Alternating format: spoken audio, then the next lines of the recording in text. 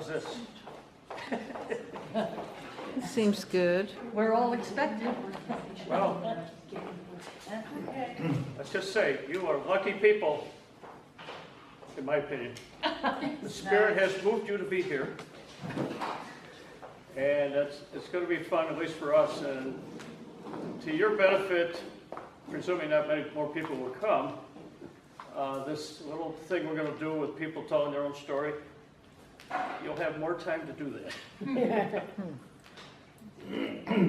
So welcome, I'm Jim. Hi, Jim. Hi, Jim. And just to do a little background here, I'll put it this way. How many of you have been to another happening? Okay, so In the for 60s. the benefit of the other people, this event started a couple years ago. And this is number 4. And the others were based on being able to pick from a number of speakers. So the very first one was out in Eagle Park. Where we had close to 16 speakers on a lot of topics. And so during the day, you had 4 opportunities to pick from like 4 speakers on any one of those. So anybody that didn't get enough that day. And just to show you the miracle of how things can happen, I'm not sure about today's miracle. The forecast all that week was 80-90% chance of rain. It did not rain a drop until about 5 o'clock. But we were done. So everybody pray for well, whoever's here is meant to be here. So, housekeeping kind of thing. You found your way down here, so I think you know how to get out. That says exit, but I don't know where it goes. Bathrooms, there's a set, just one step up, one floor up, and then on the main floor we came in, there's another set of bathrooms in the hallway. So let's do the kind of activity that's appropriate for right now, which is silence. Something I'm going to say something to inspire you. So if everyone will just kind of close your eyes and feel meditative, get in the mood.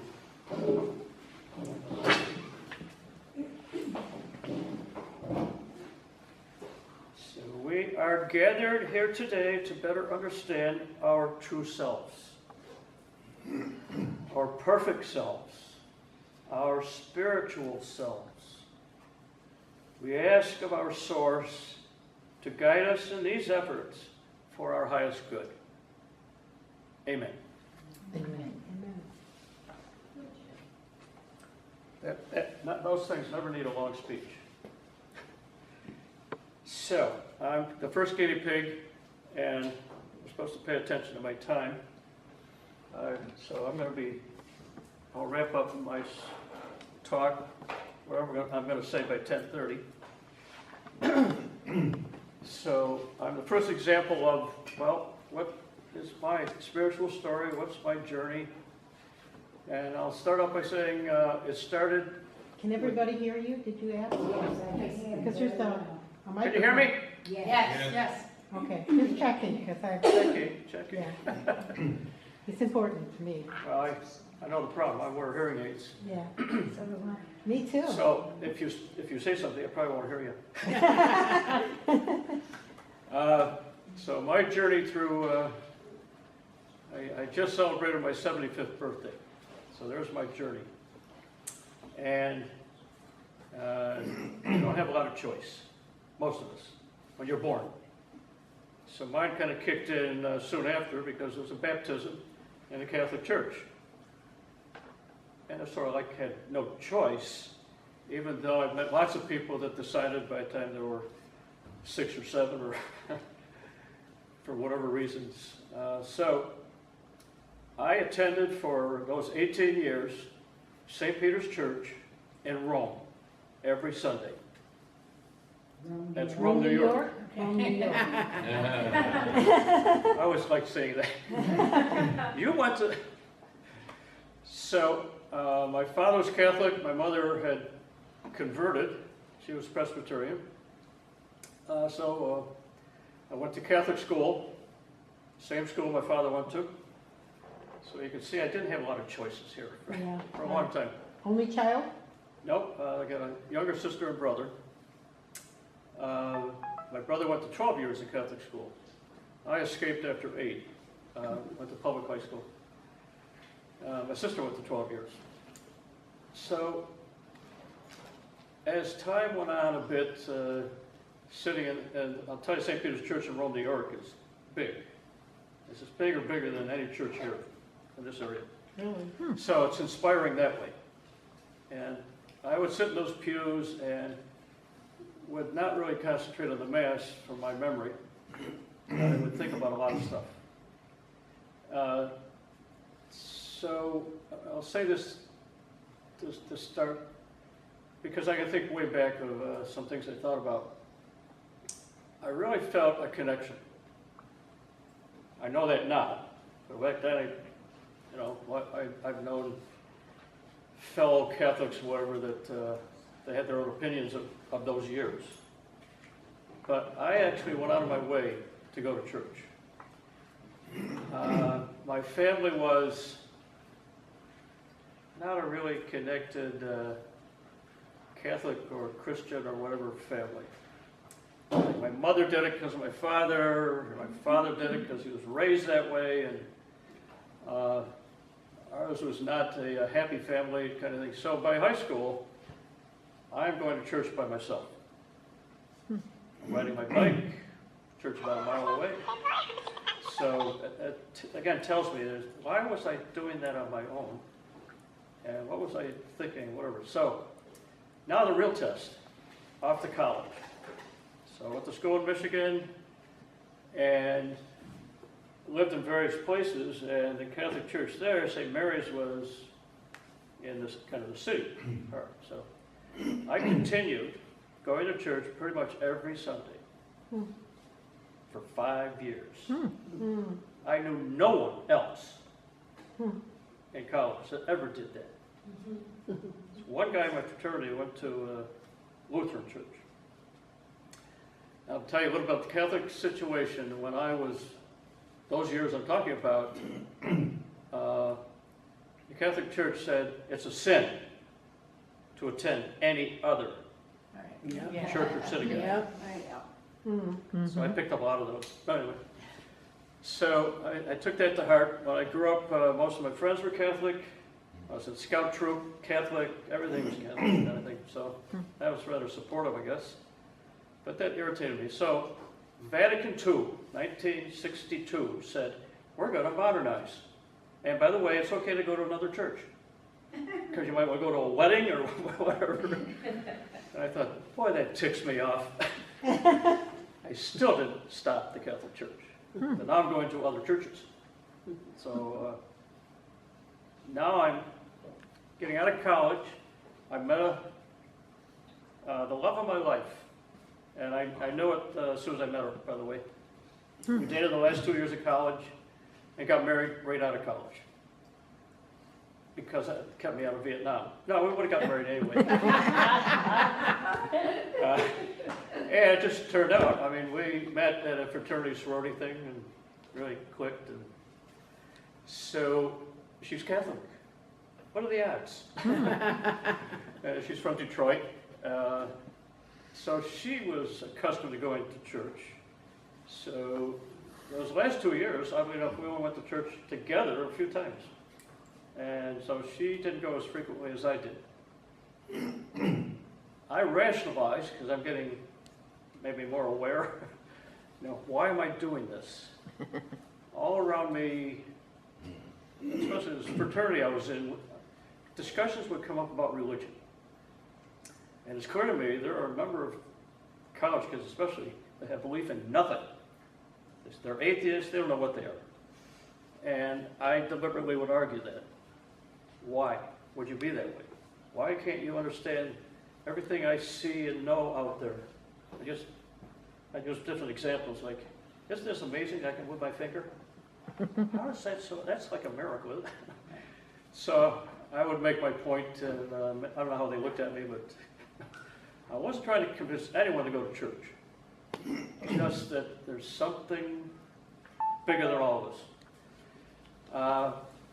So, we had, my wife got pregnant immediately, because that kept me out of Vietnam. Yeah, that did. And a year and a half later, we had the second child, and we lived in Detroit for 3 years, and I'm getting to know her whole family, which is great. They're all Catholic, and all those ceremonies, all this kind of stuff. Her mother, I don't even know if I used devoted Catholic or whatever, but she's very big. Every church she was in, she was volunteer number one. Everyone knew her, and her name was Mary. And I call her St. Mary because she's probably the most amazing human I have ever known. This was your mom? My mother-in-law, Mother-in-law. That's who impressive. came to live with us here in Binghamton for her last 3 years and died in the house at 93. So that'd be certainly one reason why I would go to church, her son-in-law. But what's interesting in Detroit, because of Vatican II, they really took it serious. The priest in that diocese formed a union with demands. You don't see that everywhere. And all kinds of things changed. Every church took it seriously. They had parish councils, so I was very active on the parish council. Children's masses, whatever we wanted. So that certainly kept me connected in that way. And we decided to move someplace, did a search, and came here. Why did you come here? Partly because it's gorgeous.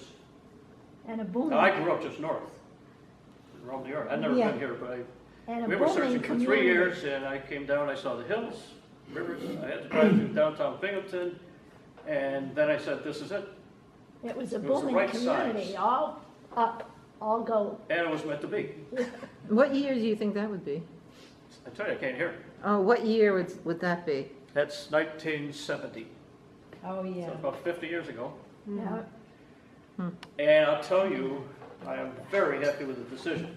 This place has met with more than what I wanted to have happen. Now, I'll tell you this much, my career is as an architect. And I still take architecture very serious, but particularly to do really good stuff. And the firm I work for in Detroit had many awards. It's called a design firm, really good. So I'm learning. Of course, I'd already worked for like 5 firms before that, part-time, but I wasn't searching for a place to find a great firm to work for. I wanted just a place for us to live. You know, raise the family and all that sort of thing. The career would, whatever. So the career has been okay. I've been self-employed now for almost 40 years, although I retired 15 years ago. So I still do stuff on the side. So anyway, I find this area, by the way, very spiritual. And I've met a number of people who confirmed that. There's something special about the Triple Cities. If you follow feng shui at all, this is a perfect feng shui area. Has to do with the way energy moves. But beyond that, the people you meet and so forth. So, I mean, I've connected with people in this area around the country. I'll get to that. So, Detroit, not so much, right?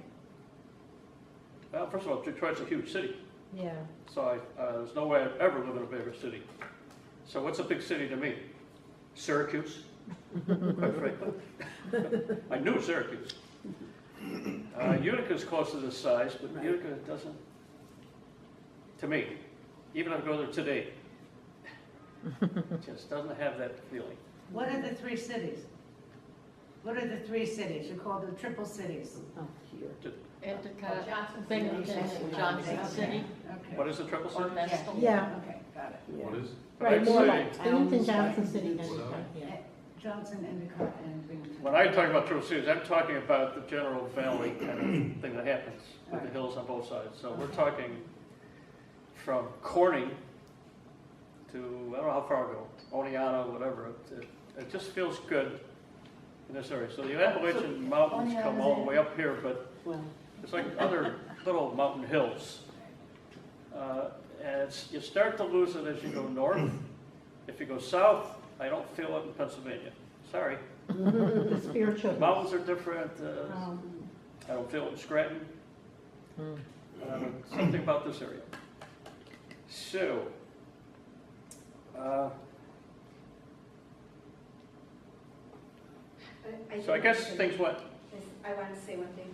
The confluence area, even in ancient times, that whole area right there has a lot of ceremony.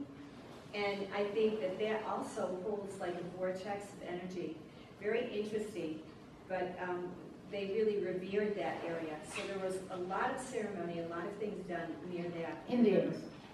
yeah. Yes, and even before that, we had other, Cultures.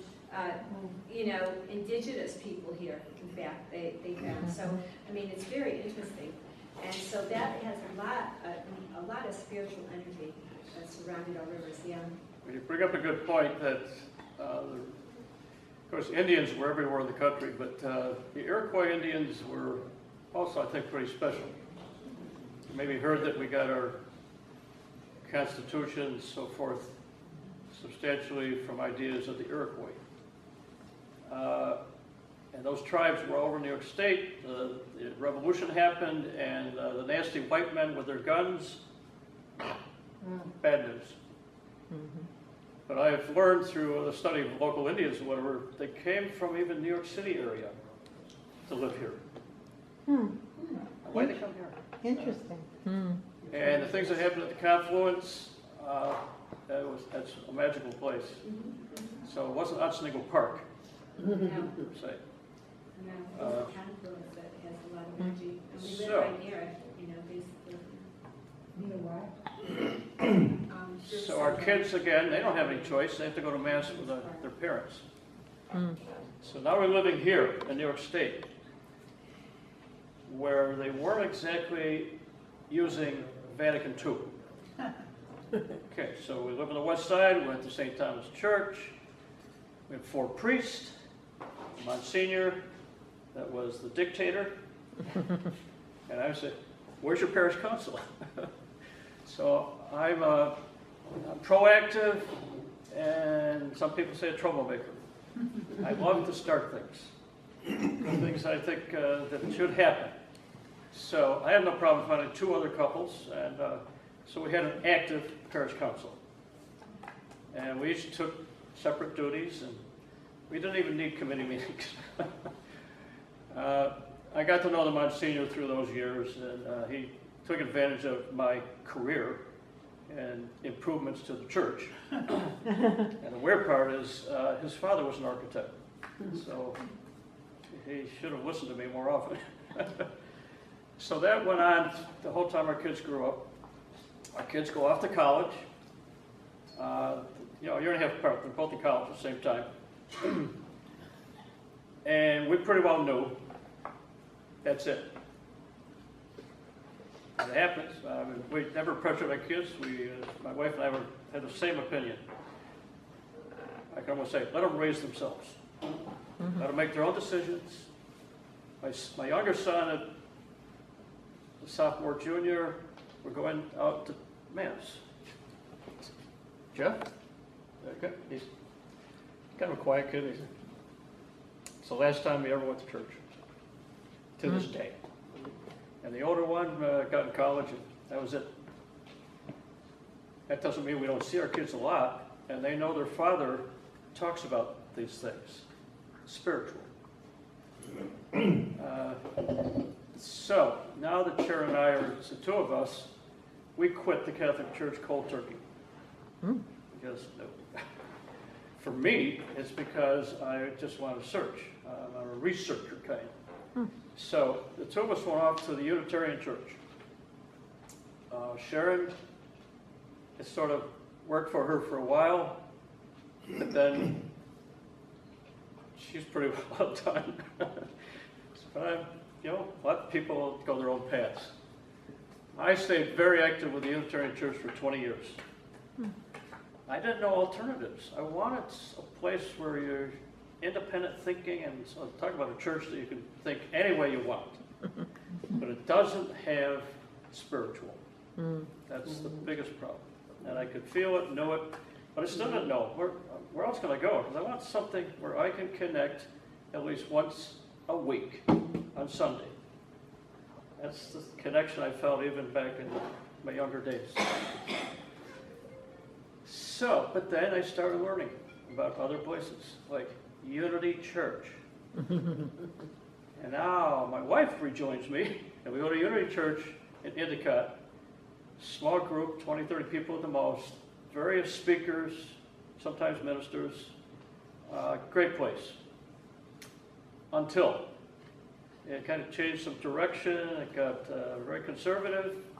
The one minister that came from Ithaca, I loved her talks. She's probably the best minister I've ever seen. They stopped having her come. So that's enough for that. But I found other things. People come into your life, and this individual came into my life at this point, then again over here, and then over here. I mean, for example, I hired him for our business, and there was some conversation. And then as things happen, you hire staff, you lay off staff. Then I'm helping teach a course in architecture at Rome Community College, and he's in my class. Okay, so, and then that's it. Then, a couple years later, I bumped into him again with Unity. He was head of Unity at that point. And we had these long conversations. This is the late 80s. Now I know all kinds of stuff. Just, everybody needs a person like this. And you would never expect that out of this particular guy. I don't think he ever went to college. He knew Course in Miracles backwards and forwards. So it was my first Course in Miracles group. I've been in 4 groups. A lot of other well-known people out there. So, what did that do? What's his name? What's his name? What's his name? I'm not going to give any names. Oh.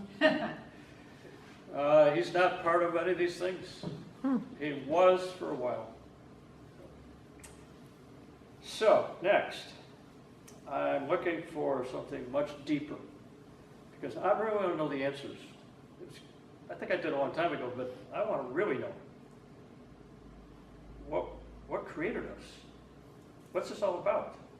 I always wondered about infinity. Tons and tons of questions. Well, I'm not getting that out of any of these things so far. So, if you know the law of attraction, it's a universal truth.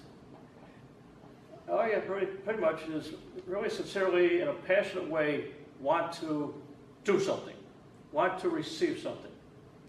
And once I started doing that, really think about, and then it would happen, I could go back to like when I was 4 or 5 years old. I remember something. And these things happen, including my wife. I designed my wife. I decided, in my practical way, I want to marry somebody in college because there's, it's like a big department store. There's women everywhere. So I want to find the right one. No blind date or anything else, or this doesn't work.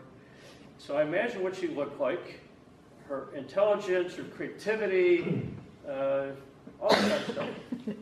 The real joke is I wanted a woman that had a distinctive nose. I have a nose fetish. And my wife is Polish. So that happened, and let's see, where was it? Oh, Law of Attraction.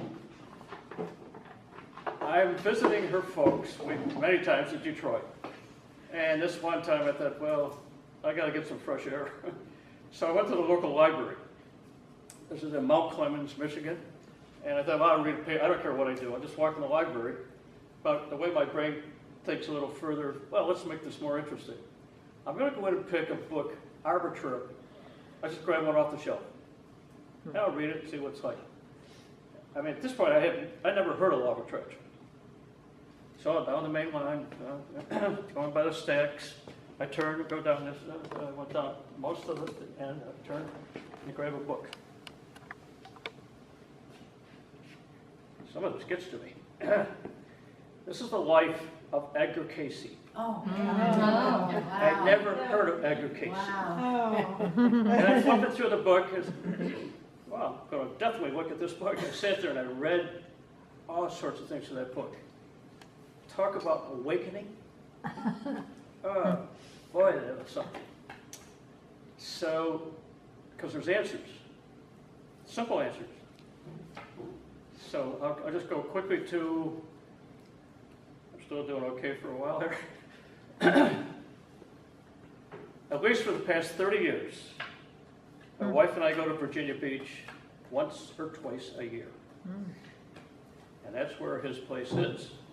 It's like he was told, because he was out in Kentucky and all so forth, to set up his place. So that he started to go to Virginia Beach. Not just because he was told that that area will never be devastated. This is on the ocean.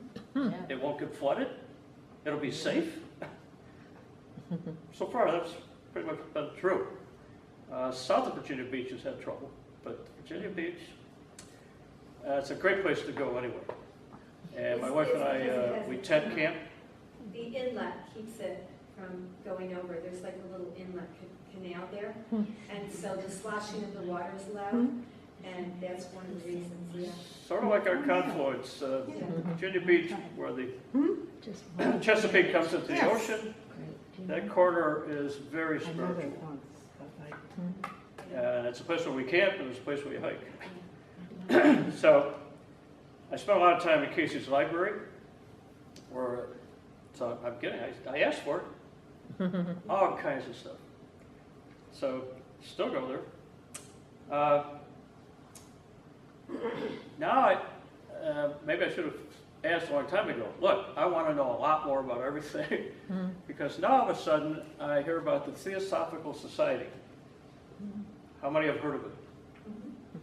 Okay, so it's pretty familiar. How many know there's a local chapter? A few. This local chapter's been here for 30 more years. The speaker this afternoon, I have 3 ministers here. Okay. Tom Moberg is in charge. I don't know if he likes the word minister, but Tom's the reason why that continues. And they meet every month in the Endicott Library basement. But he should tell you that. So I was part of that for quite a while. And there'd be 15 and 20 people in this person's living room every month with talking about books, seeing films, all that sort of thing. Well, now I'm meeting other people. So another person comes into my life. I'll mention his name because he wants promotion. Jeff Gregory. And Jeff, just saw him Thursday night because he did a peace thing. I guess it was Wednesday. So for May 1st. May 1st. Is anybody else there? I don't think so. Well, I was there earlier for the meditation. Oh, you were there in the afternoon with Yeah. Jeff? No, with Edmund for peace. Oh. We meditated 3 times. Well, I was with Edmund in the evening for a 2-hour meditation. 2 hours. Oh, my back. Edmund is a local guy that started Vishnu's Couch. At the end, we could talk about some places that, if you're looking for a place to go with like-minded people, there are places nearby and so forth. So I'm connecting with these different people and their own kinds of ways of their kind of things. So Jeff introduced me to dowsing. And how do you get answers by dowsing? That resulted in my joining the American Society of Dowsers and going to their national conventions. So they're all over the country, and their national convention was commonly held up at the top of Vermont. And Tom and I would see each other there all the time. I went to 10 of those in a row. Yeah, like 40, 50, 60 different speakers that you could choose of any of these topics over 3 days. Talk about input. Hey, I just ate it right up. Out of the theosophy group, I don't know why this individual decided on this. I never asked him. He said, well, okay, so we can do this monthly thing at the house, but how about we do something else? Let's get together and just talk. No agenda, which is right up my alley. And the chosen meeting place was the second floor of the Cyber Cafe on Main Street, which I could walk to. No excuse. So this went on for 5 years of whoever would show up. I mean, there must have been 100 different people over those 5 years that we And it was fun. just It was fun. Talk. I would go every once in a while, and I loved it, yeah. So, talk about more input, more, very few,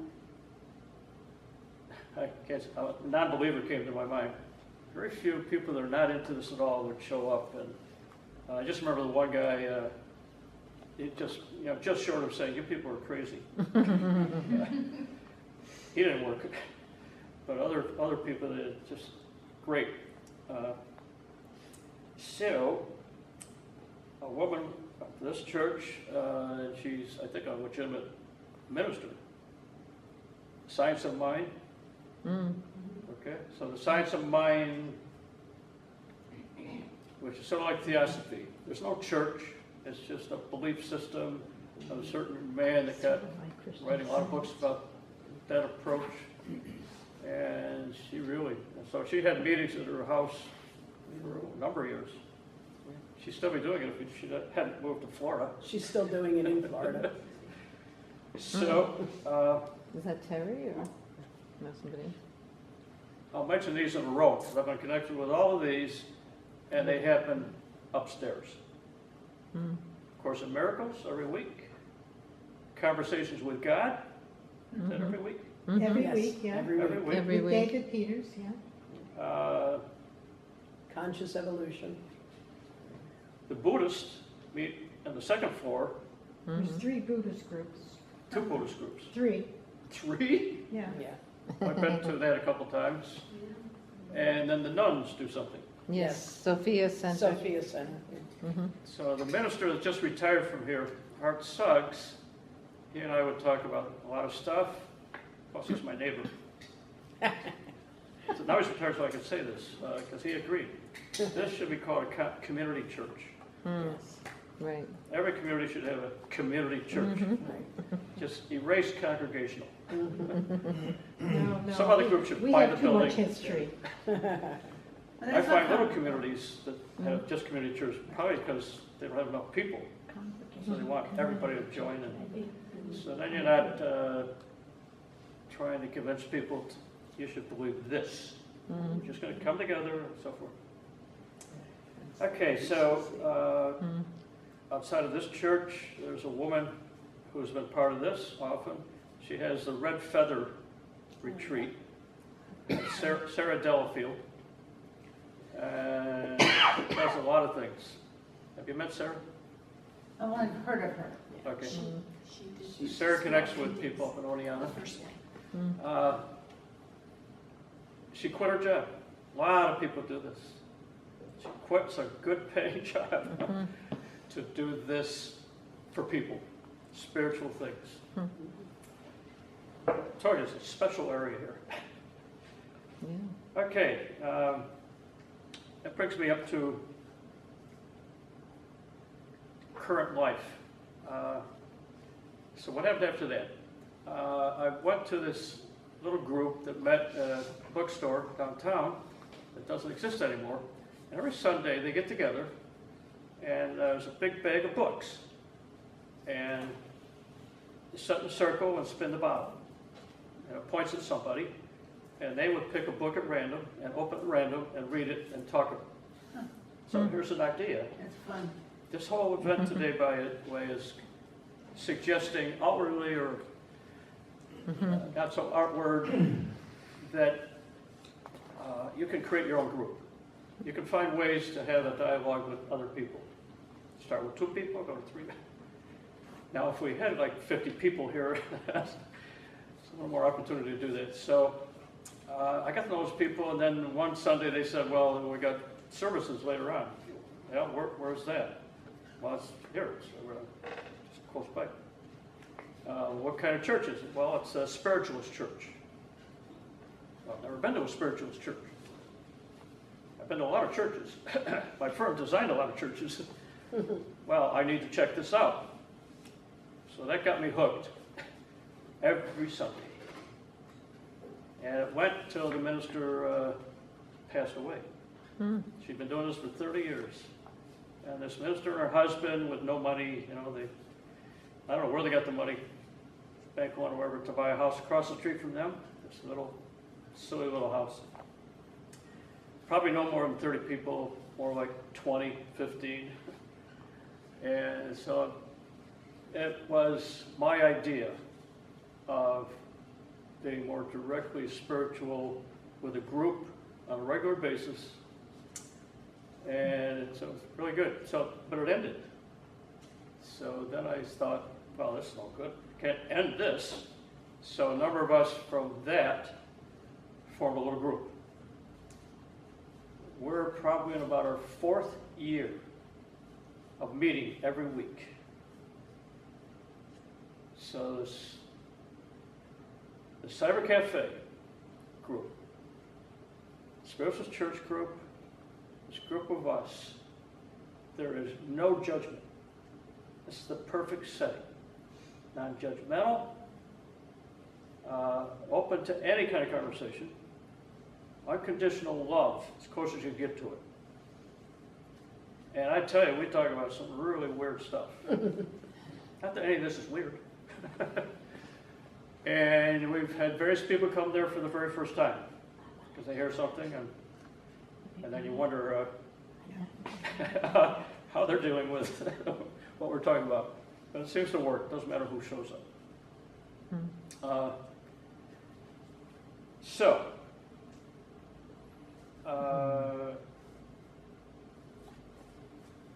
I'm going to mention this because I'm going to put it out lunchtime. My research kind of thing.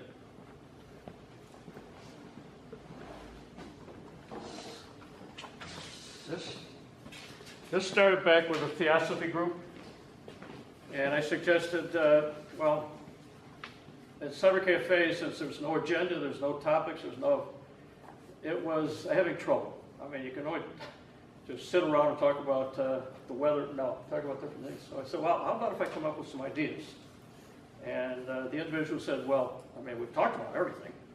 I said, I'm sorry, but you haven't even come close. They're out. So I typed up, like about that. And I showed it to him. I said, well, here's some topics that maybe we haven't talked about. He says, oh, okay. So the group took a vote and said, okay, we'll try that. Pick a topic, people will email, and come to the group meeting with your own understanding of that topic. Okay, so I continued doing that. So that's back 5, 9, 10, 11 years ago. Well, I continued adding to my list. Questions? Single of a lot of topics. Yeah. And I'm going to put this out.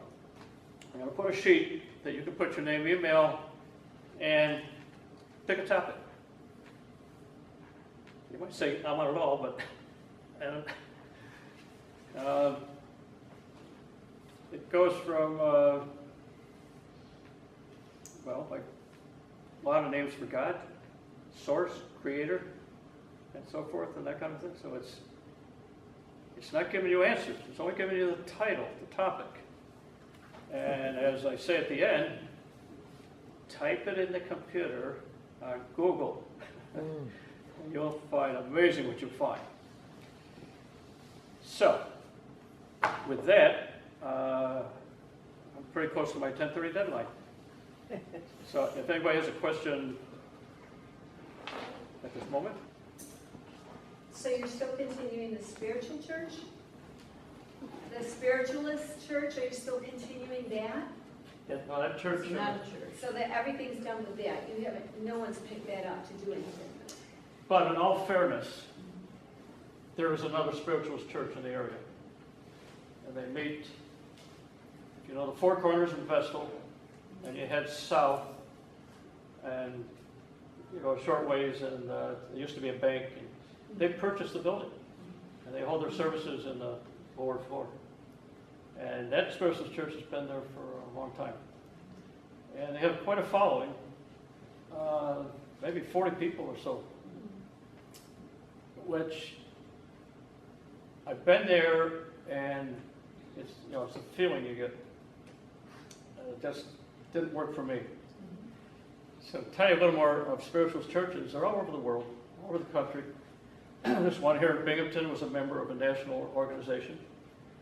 They're all led by a minister that's a medium. And this one and the one in Vestal, there would commonly be 3, 4, 5, 6 mediums at any service. And part of the services, it's very different than Christian, typical Christian stuff. Every service, every person attending gets a reading. If you like reading, so I probably had hundreds of readings. And they're simple, they're not meant to last long. I see this happening in your near future. Pretty much, I think they're all pretty positive. Does Oneana have one? Yes. Yes. Well, yes, what am I thinking? Of course it does. new one. Institute for Spiritual Development. Yes, the Storylu is back here. She's speaking with the group here, and she's part of that church. So we're going to break now for 10 more minutes, if you want to talk your story. Horrible. A little Bring it bit. up this afternoon. Well, that's what Connie said. So I want to introduce a little bit the next speaker, if I could get everybody's attention. And something I didn't think about during the break. The table over here to my left has some literature and so forth that you can take if you haven't already seen it. So I think it's at least 3 of the speakers have some things over there, events or so forth. There's a whole lot of people that attend these things that many do it for a living. I don't know if you can call it a living. They do it because they want to help people and they have events and so forth. So we definitely want to promote all those things. And when the panel speakers kind of wraps up, we want to talk more about that. What's available out there? So Tom Meade will be talking about his life story, and I'm fairly familiar with it myself, so it'll be really interesting. Tom created 2 businesses that I know of, very successful, and he let his employees basically own the business, and then they took over. And, Why don't you let him tell his story? Well, that's not my story. That's not what I'm. that's part of, is that part of your spiritual story? So he's going to tell you probably about what he did after that. So should I tell you anything more about Tom? Because he's going to tell you everything about Tom. There you go. Yes, let Tom do it. Yeah, let Tom do it. Great guy. So here's Tom, who doesn't need this. With a, with a few statements, and then we'll go there. My personal life and growth, with businesses and things I've done, you don't really want to hear about, because when I start on it, I don't shut up. But one of the things I wanted to say to begin with is that you learn who you are when you unlearn who they taught you to be. Mm-hmm. And that's just so important in life. And that quote was by a Nikki Rowe, R-O-W-E. I have no idea who she is, and I never never looked her up. But, you know, if you follow through on that, one of the things that a lot of people think about in their spiritual quest is to, you know, give it out to everybody. They find their area, and you know, you want to share it. And the thing about change is you cannot change other people. And you know, there's just so much in life that's built on that, of controlling and changing other people. Those that go that path, they let other people, they let those things outside them become who they are. But people who really connect with a spiritual life learn that it's from within, okay? It all comes from within you. You can only change yourself. And that's kind of followed through on my on what I've chosen in kind of my holistic career, is I don't help people, and I don't believe in helping people, because when you're helping people, you're doing their work for them. And a lot of you, Jim goes to the American Society of Dowsers conventions. If you go to different places like that, you know, you'll see the same people going to different people who are healers or whatever, always wanting people to help them, to heal them. And that's not where it is. My job is to help people to help themselves. Because you can't help somebody, you can't heal somebody if they're not willing to do it. And it doesn't matter who you are, because you certainly go back, you know, in the time of Jesus and that, hey, if you weren't open to it, okay, you're rejecting it, and everybody's got that choice. And those are choices that we end up making in life. And you know, a lot of what we have in our society is of people wanting to help other people. In other words, being sympathetic. In other words, you take their issues. You take them. You do their job for them. Empathy, of course, is different in that you understand what they do, but you're not going to take over their issues. You're not going to suffer their issues. Okay? So, getting into my early thoughts on spirituality, I was raised as a Catholic. You know, I went to church, and how long do I have to kneel? You know, my niece, that was always my worry. You know, it's like, oh, I got to kneel again. And my early thoughts on spirituality were really vague. Okay? My early life was built on good times, enjoying myself, exploring. You know, I've been an athlete all my life. You know, I love doing that. But some of the things that I always understood in the beginning that was hard, certainly as a male, to deal with. Because, and you see a lot of it now, I could never associate actively with people who discounted the divine feminine.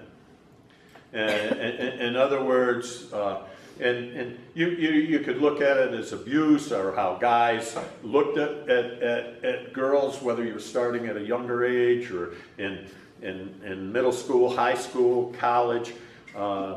It was completely different. So for me, that kind of, in looking back, that kind of was a beginning.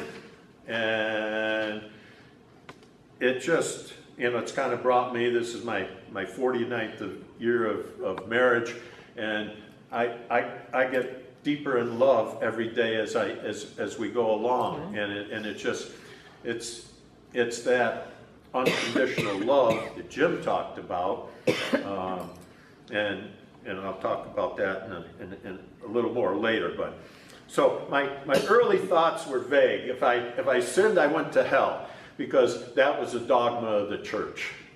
And the dogma of so many religions is control.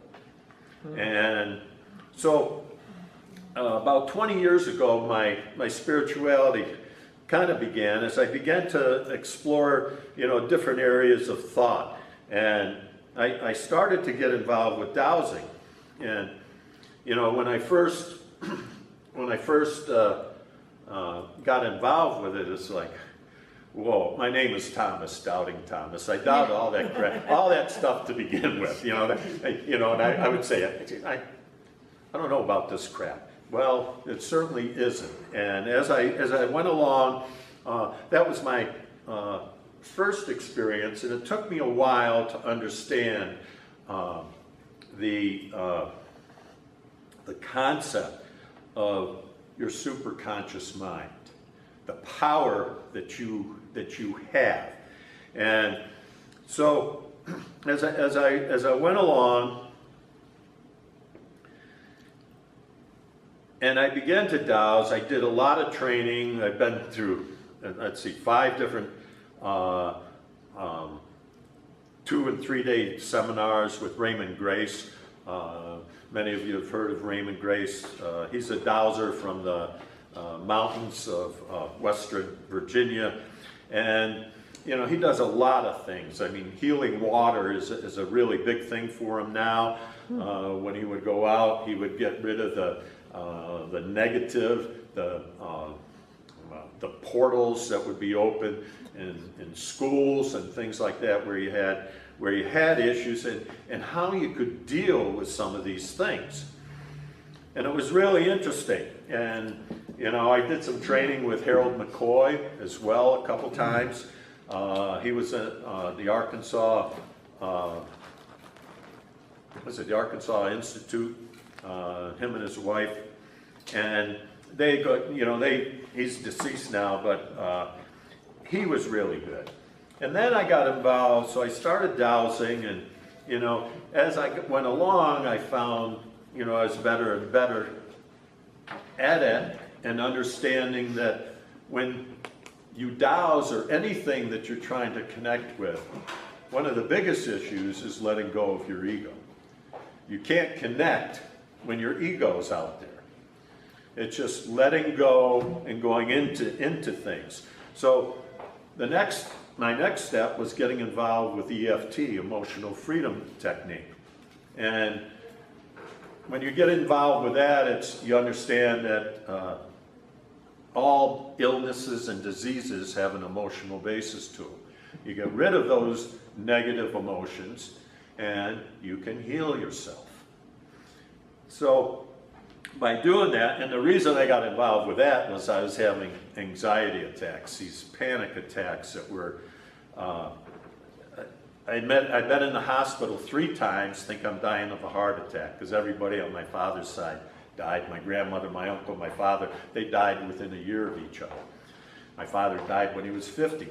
But, I laid most of that to lifestyle. But that wasn't what was in my mind at the time. And it finally ended up something completely unrelated, because I was so involved in the community and my work and, just doing all these things that, you say, well, that's your mind, it's crazy, and that's where your issue was. Well, it wasn't. It was the loss of one of my dogs that when I finally got connected with this, that I thought it happened suddenly. And it was unexpected, and if I had seen it coming, I could have done something about it, and it was like, boom, all of a sudden it disappeared like that, just through tapping. And I said, well, this is great, this works. And so, I pursued that. I started teaching that. It's almost 20 years now that I've been teaching that. I teach dowsing, I teach EFT, biofeedback, reconnective healing, and so the next step was getting involved with biofeedback. And biofeedback is that everything is just frequencies. That's all anything is. And Einstein said thought is energy as well. So all your thoughts are frequencies. And if you know, I think some of you are familiar with David Hawkins, Power versus Force and all of that. And it's that you can find out whatever happened just through muscle testing, because every thought has a frequency. So it's an existence, it's there, and you can access. You can find out what's true or false. You can go back in history, you can do all of that. And so that's what frequencies are. And it was Einstein that said thought is energy, thought is frequencies. And so that puts that into the area of how those frequencies can affect the frequencies of all the cells and organs of your body. And pursuing that path, you know, you find people that, you know, modern day medicine, which is built on pharmaceuticals and surgery in so many ways is great, but pharmaceuticals, they don't do anything, right? All they do are treat symptoms. If they cured something, there's no money in it, you know?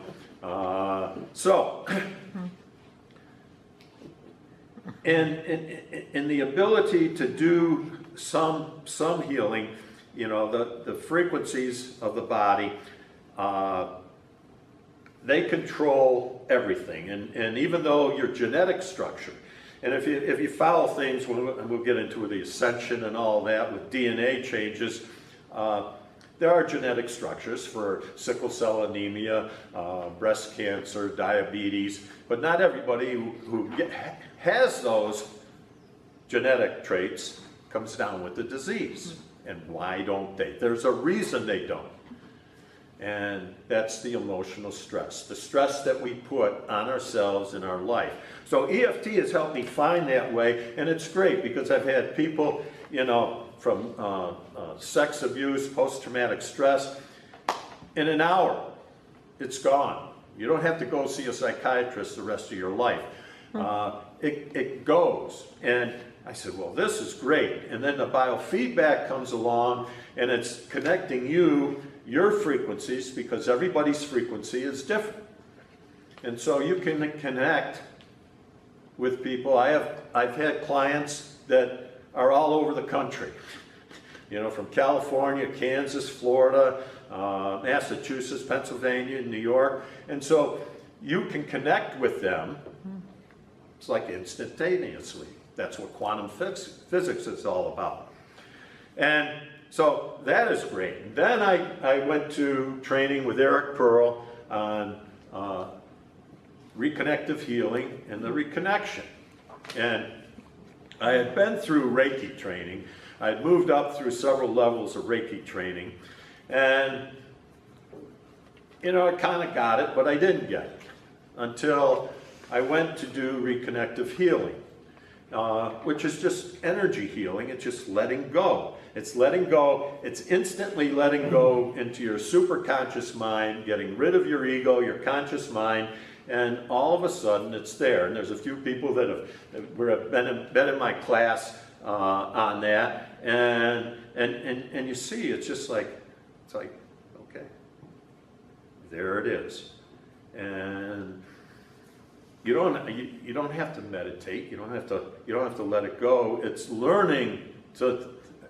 You do have to let it go, but you just let all of that go. It's getting rid of that ego. So I got into all that, and I said, well, this is great. So then I started. I attended. I had a friend that wanted me to go to a church that meets out in Owego by Lockheed Martin, and so I went to a few things, and I began to see that, okay, you know, he wanted me to, you know, to read the Bible and look at some of those things, and I'm thinking, well, you know, the Old Testament is built on a vengeful God. Even though it stands out that way, it wasn't always true. And the New Testament, you know, was different than that. So, you know, as I read along, there were, you know, you can take so much away from any of those things. I mean, look at the books back there. You know, your mind is open to whatever you want it to be. And a lot of those I have no connection to. And in the Bible, I don't have a big connection to a lot of things. But there were a couple things that really stood out. And one was that God created man in his image. What does that mean? God created man in his image. His, her image, but. And it means that you're a co-creator. He's the creator. You're a co-creator.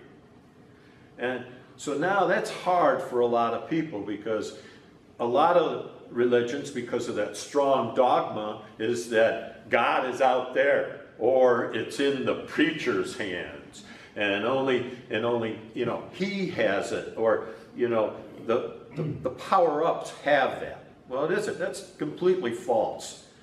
Your power is within you, and it's just incredible what you can do and what you can do with that. And it's learning to do it. That's what's so exciting about life as your spirit moves to the human body. That you can do so much in being open to it. And I mean, we look at young kids. I mean, you've got kids. I was watching something the other day. This girl was speaking. She was speaking at 2 months old. You know, that know languages at 3 years old. That there was a young boy. He was the youngest ever to get a doctoral degree. And he was, I think he was 9 or 10 years old. And it showed him now the kind of the research that they're doing. But these are children who aren't hindered. Because the smartest you ever are is your early formative years. Because the learning process that goes on is incredible. And you don't think about it. It's, hey, that's a little baby. What are they learning? But that learning is incredible until the hammer comes down. And the walls come in. And the fences, you know. And don't do that. Don't do this. And we get it. It starts with our parents, you know. And you get the little kid who's out in the backyard, and you know, what are you doing? Who are you talking to out there? Oh, Grandpa. Yeah. Grandpa's been dead for 20 years. Oh, no, he's over there. You know, and it's like, whoa, you know, don't do that. You know, young children who are clairvoyant and things like that. It's like, this is not accepted by society. And how many people has that happened to? But that's where the power is. So God created man in his image. And one of the other things that I got out of the Bible was that Jesus said, all that I can do, you can do. Well, whoa. You know, I mean, those things, I mean, they're mind-blowing. And they tell me that your power is there. And what are you going to do with it? And we all choose what we want to do. That's the great thing about being human. If we all chose the same thing, this would be I mean, that'd be the path that we're being led to with artificial intelligence. You know, that's everything's going to be the same. So, as I go on,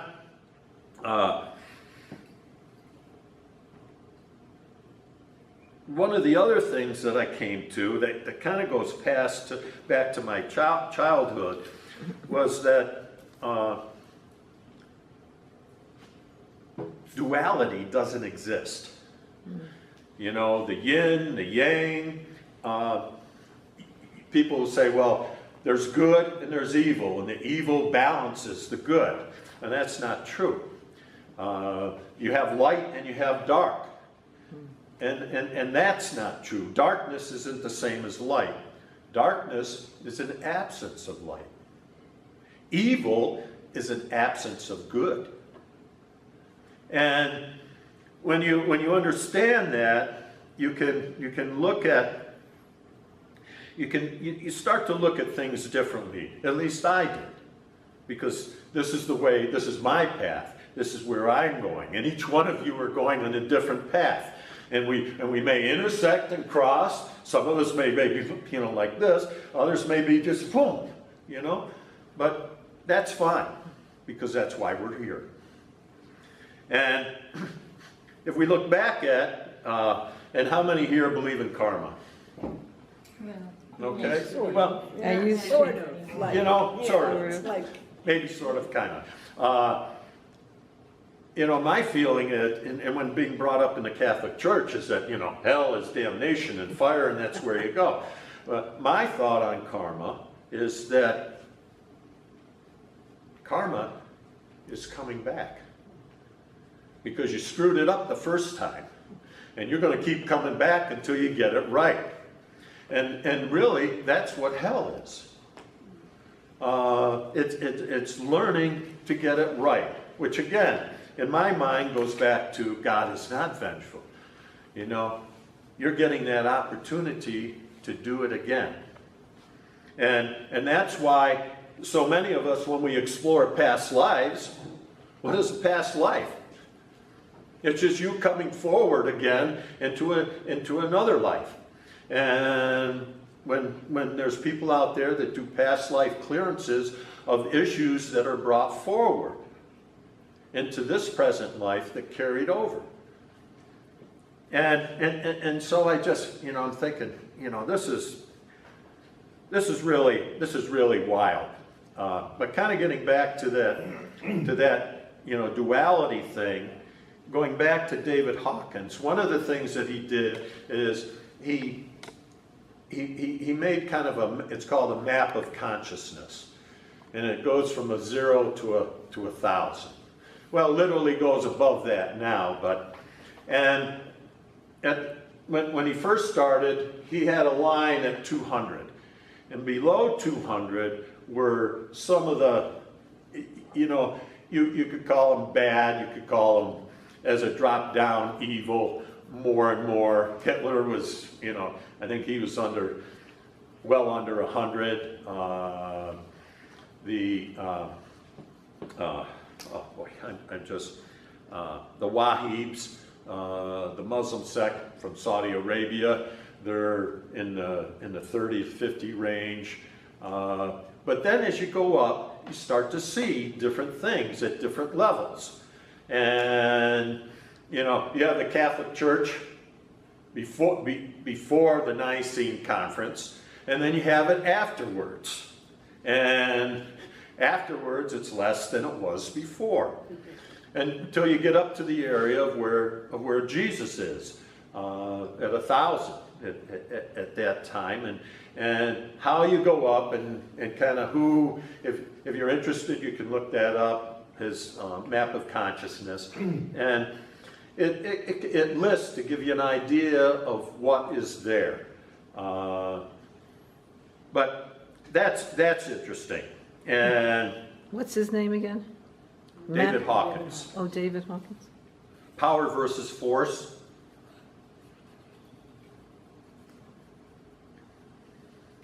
So the next thing is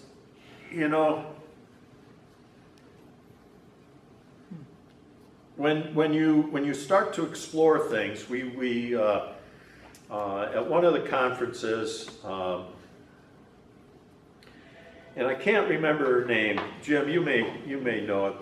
The woman who had done all the work with Mary Magdalene, and she was doing circles, setting circles up at the conference. And but anyways, we had gone to France, and I was very interested in her from the conference, and so had learned with the agnostics and Mary Magdalene after the crucifixion ended up leaving. Of course, the Romans were looking for her, and they went to the south of France. And, we got into the Cathars, who were the agnostics in the south of France.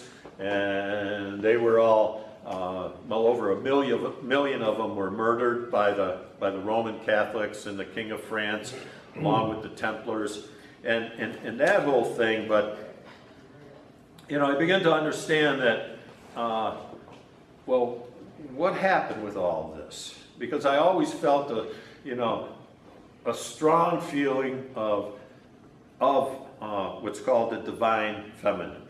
And there's an interesting person, Kathleen Madigan. Is it? Oh, geez. Yeah. Anyways, she's on aliens, or in fact, her husband who passed away on the ancient aliens. And I did a trip to Bosnia with her, Kathleen McGowan.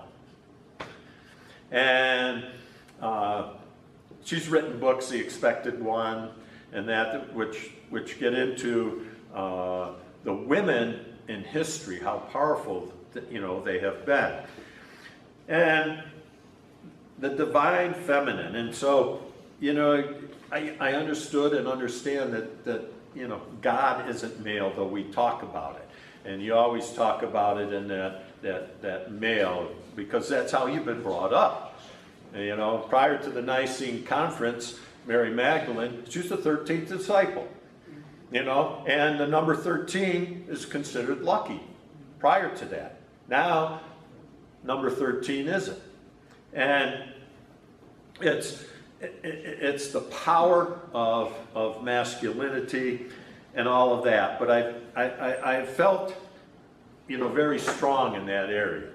And, I've even changed the words to some of the praying that I do. Like when I say the Our Father, I go, Our Father and Mother who art in heaven, hallowed be thy names. Just so I know that it's that I'm in that concept, that the power of the divine feminine is incredible. So there was one other thing that I picked up from the Bible, and the three great tenets of Jesus' life were, as Jim has mentioned, unconditional love, compassion, and forgiveness. And I never really thought about that much at all. Unconditional love, that means I love everybody and everything, and it's like, how can I, wait a second, that's not me, because I go around judging people, okay, you're. And I think a lot of us have grown up that way. Well, I did for a long, long time. And that, you begin to see things differently. Instead of the little old lady that you can't see above the back of her seat in her car, cut you off at something, and you get angry, and you call her a name. You say, well, wait, that was Jesus' mother. And you say, oh, okay, because everybody is different, and to learn to love those things. So that's one area of it, and the other is compassion. Having compassion, and for four things, feeling it. So you can feel what other people are doing again, but that compassion is that feeling, that understanding, but not necessarily sympathizing. And then the third one is forgiveness, okay? And, all of us, we've done things in my life. We all make mistakes. We all screw up. We've done things we wish we hadn't done. And the ability to be able to forgive other people for what they did. People as they grow up, they blame things, on, oh, my life is miserable because my parents were bad, or, and that's those negative emotion things that tear people apart. When I'm doing EFT with people, with clients, lots of times, you know, it's that forgiveness issue of being able to forgive other people. You know, women, in clearing them from sex abuse they may have had, you know, as a child from, let's say, a father, is being able to forgive the father, to let it go. Doesn't mean that you'll forget it, but you're letting that negative emotion go. Most abusers, most bullies, most sex abusers, they've been abused. You know, and it's that path that is continued. You know, a lot of us come from, Jim mentioned his wife's Polish. Well, my wife is too. And, you know, and you look at the family, how those families, you know, Eastern Europe, a lot of those, you know, they came over, hey, the woman was beat on a regular basis, the husband was a drinker, you know, that type of thing. My in-laws, it was like that. Of course, you know, they're both nice, very nice people in their older age, but, you know, once they both passed, they went their separate ways on the other side. They were no longer there. In fact, this Elizabeth Williams that I used to see up in Syracuse, she was a very incredible woman, but this is her first time as a human, which made her, I mean, it was just a unique lifestyle. Well, she connected with, on a session I went with her, with both my mother-in-law and my father-in-law. And my father-in-law, she says, you know, he's got this big white dog with him, and his name, you know, Fritzy. And I go, no, that's Fitzy. He was one of my dogs. And he was with him on the other side. My mother-in-law, she would, when I was running my environmental business, my company, I would travel all over New York, Pennsylvania, up into Vermont, and so I was always on the road and always getting tired. You know, you're putting those miles on. And she'd be in the car with me, I found out. After she passed, she was always in the car to make sure that I was safe. And then she'd be at home in the garden with my wife. There was an area, a trellis where she'd be, and one of the readings I had is, you know, to tell Phyllis to watch out for the bees, you know, because she has a reaction to bee stings. But so I mean that's really good, and being able to because I digress, I have a tendency to do that. Getting back to forgiveness, but the harder thing to do is to forgive yourself. And it's easier to forgive other people. And so many people will punish themselves for things that they did in their life. And you've got to be able to move on. You've got to be able to forgive yourself. You know, learn from what you did, forgive yourself, and be able to move on. And one of the women who was sexually abused by her father, she had a younger sister. And when I think she was 14 and her sister was 12 years old, when her sister turned 12, her father started to abuse the sister. And she made a deal with her father. You leave her alone, and you can continue with me. And she did this. And so we're doing all these clearings. You know, she's forgiven her father, she's forgiven her mother because she knew about it, you know, but we're not cleared, okay? We're sitting on a scale of 10, 10 being the worst, we're at a 4. And I said, well, you know, you have to, you're blaming yourself for this, and you've carried this all these years, that you shouldn't have continued this, but you did. And the reason you did was incredible for a girl that's 14 years old, you know, to save your sister. And when she released on that, it was like, whoa, I mean, you know, the tears just fell, the relief that she felt, it was incredible. But her issue was to forgive herself. So we've got to be able to forgive ourselves for the transgressions that we have. Okay? Forgive us our trespasses. Okay? We're asking God to forgive them. We've got to forgive them because where's God? God's everywhere. God's in us. So we're asking, okay, forgive us our trespasses. You got to let it go. That's another important thing. A lot of people get connected with the ascension now, and moving on, and they may see it as getting away from this earth and our bounds here, and it's one thing to increase. I think maybe your expansion in that, but to want to leave here and to go someplace else, your time's going to come. It's what can you do here?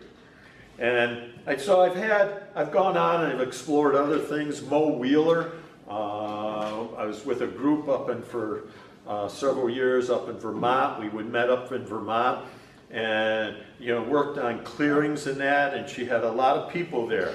And I got sucked into the group because I was clear a lot. We would start sessions and just clearing the negativity that had come in or certain people had around the room. And there was one other person there from the Syracuse area, and he would always be clear. So we'd get to a point where it came to us and it's like, okay, everything's clear. But we'd go for a break and we'd come back and it'd be back again. And one of the things that I see in a lot of people who are in kind of the area I am is people taking ownership of things. And what she did was, that I can do all of this. And that you couldn't shake her hand, you couldn't hug her, because that was a bad thing. And for her, and that she's doing all this clearing, and there were several people within the group that left the group that would get severely sick because they were picking up things, and it was the last conference I was at was up in Saratoga. And at the end of the session, every end of the session, they kind of have a closing ceremony. And we had a Native American that was doing that. And then she came up and she did her thing. And there are 3 people there that are still within her group, and I knew them. And, you know, I at this point, I knew to avoid her because, you know, there was a point, I ended up in the hospital for a week with a heart issue that they couldn't find out what was wrong with it, and it was called a supraventricular tachycardia. And I'd go to sit up and I'd pass out. And so I had avoided her, and they tried to get me back to the group because I was a positive point in it. And what she did was just incredible. I'm standing there, and she walks up and she hugs me. You know, and I said, hi, how are you? And I'm thinking, what was that about? And so Phyllis and I, we went to the cafeteria for lunch, and then we were going to go home. I start getting there, and all of a sudden I'm like, you know, I said, we got to sit down and douse. Something happened. And I'm trying to douse, and I couldn't douse. That's how bad it was. And I said, Phyllis, you know, you gotta try to start dowsing, see what's going on here. And the negativity that she had in her, whatever was there, the negative entities, energies, spirits, it just came to me because I was the release to her. And so it took us a while to clear everything away. Interesting thing is, You know, I talked to her friends, and one from Syracuse especially. She denied that it ever happened. And yet, because she couldn't understand what was going on with her. And some people get so caught up in things and taking ownership, and that's not what it's about. So, where we stand in time-wise, Joe? Probably doesn't matter today, but 5 minutes. Oh, okay. So, the future, and one of the things that I was talking to a friend of mine earlier, you know, on Nostradamus, psychics that are out there, you know, predicting, we're hearing the end of times, the gloom. You've got all these things that are going on. And you've got channelers that, you know, come across and say, this is going to happen. And I'm not saying that they're wrong.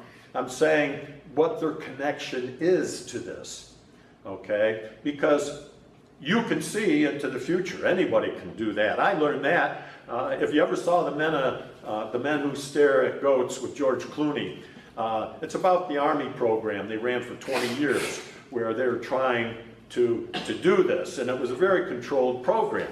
But I found out that you could see things in the future because everything is just frequencies. And if you're connected to that, they're all going to be in a certain way. And people who are really good, true psychics, can see the path that these frequencies are going to. But that can be changed. Why? Choice. It's your power, the power you have. And it's very interesting because one of the things that Mo Wheeler had said was that this comet was going to come in and it was going to hit Earth. You know, I'm thinking, wait, I don't feel that. And so I started dowsing and, you know, just boom, boom, boom, boom, boom. And, you know, we were up there for, I think it was 3 or 4 days. And I said later, I want you to check on that comet now. And she says, no. Yeah, it's not going to happen. I said, yeah. And that shows, and it goes back to the power that humans have. And going back to David Hawkins and his level of consciousness, somebody who's at the Christ level of 1,000, the impact that they have on population is incredible. It's in the millions. They cancel out what's called that evil portion. And as people move up in their abilities and their spirituality, that offsets so much of what we call negativity and evil at the bottom.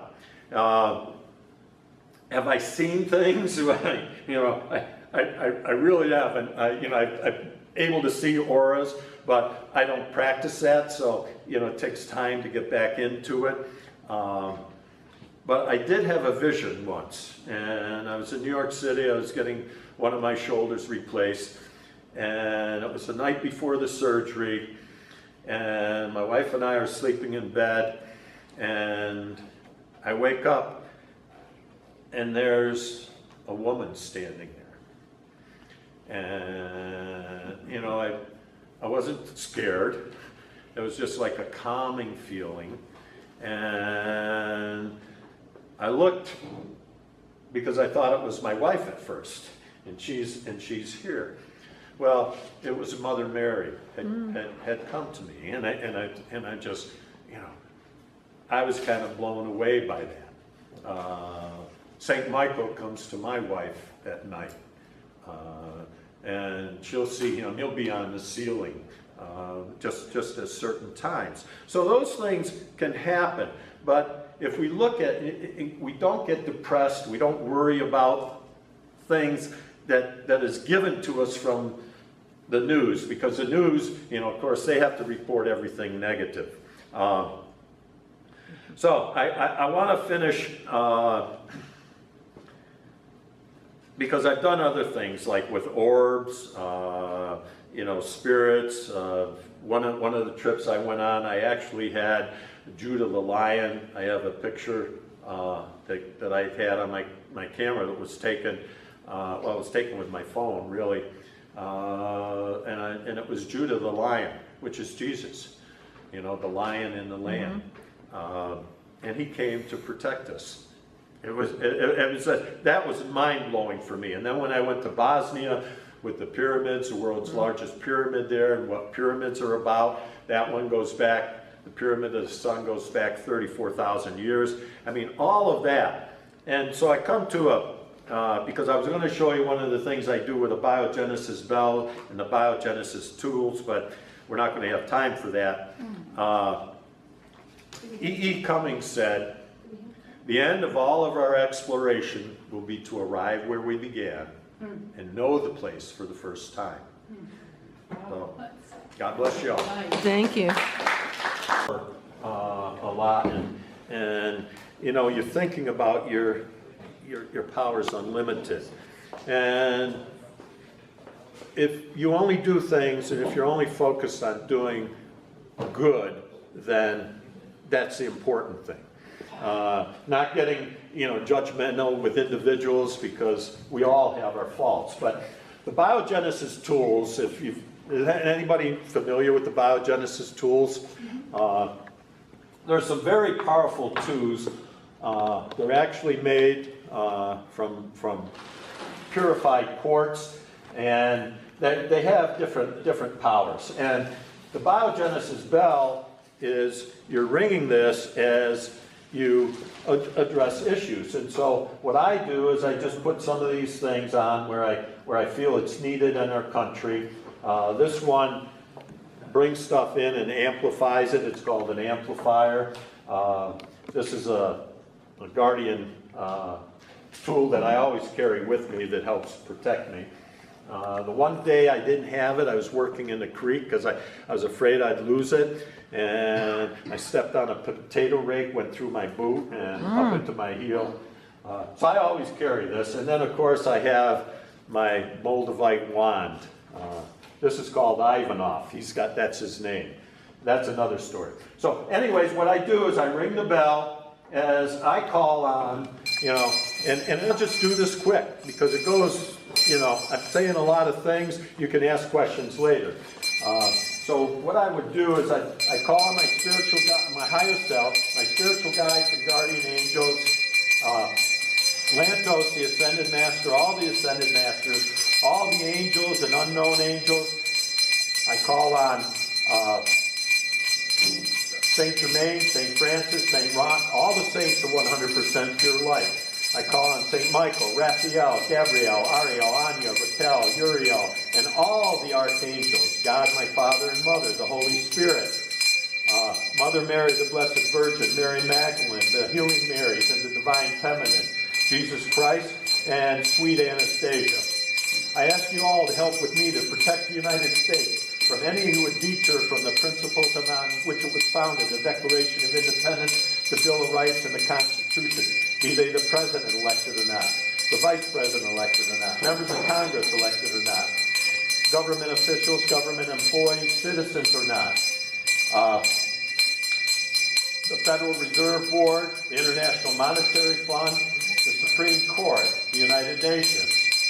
And then I go on, and that's that. Then I go on to protect the United States from any threats, inside or out, be they biological, nuclear, neurochemical, explosive, electromagnetic, computer-based, bioengineered.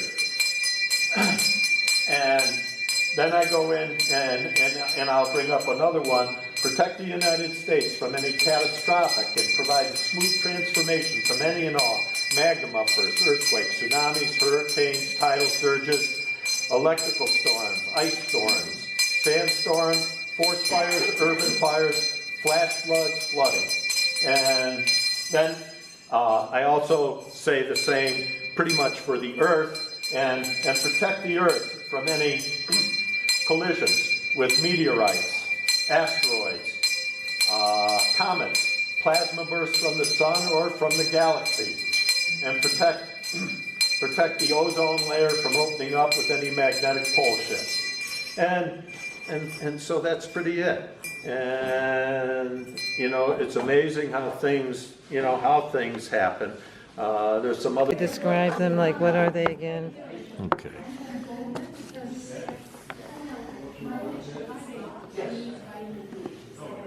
Oh, yeah. No, go ahead. You're fine. You're fine with that. This is the bioamplifier. Bioamplifier. And what it does is it amplifies anything from any of the other biogenesis tools.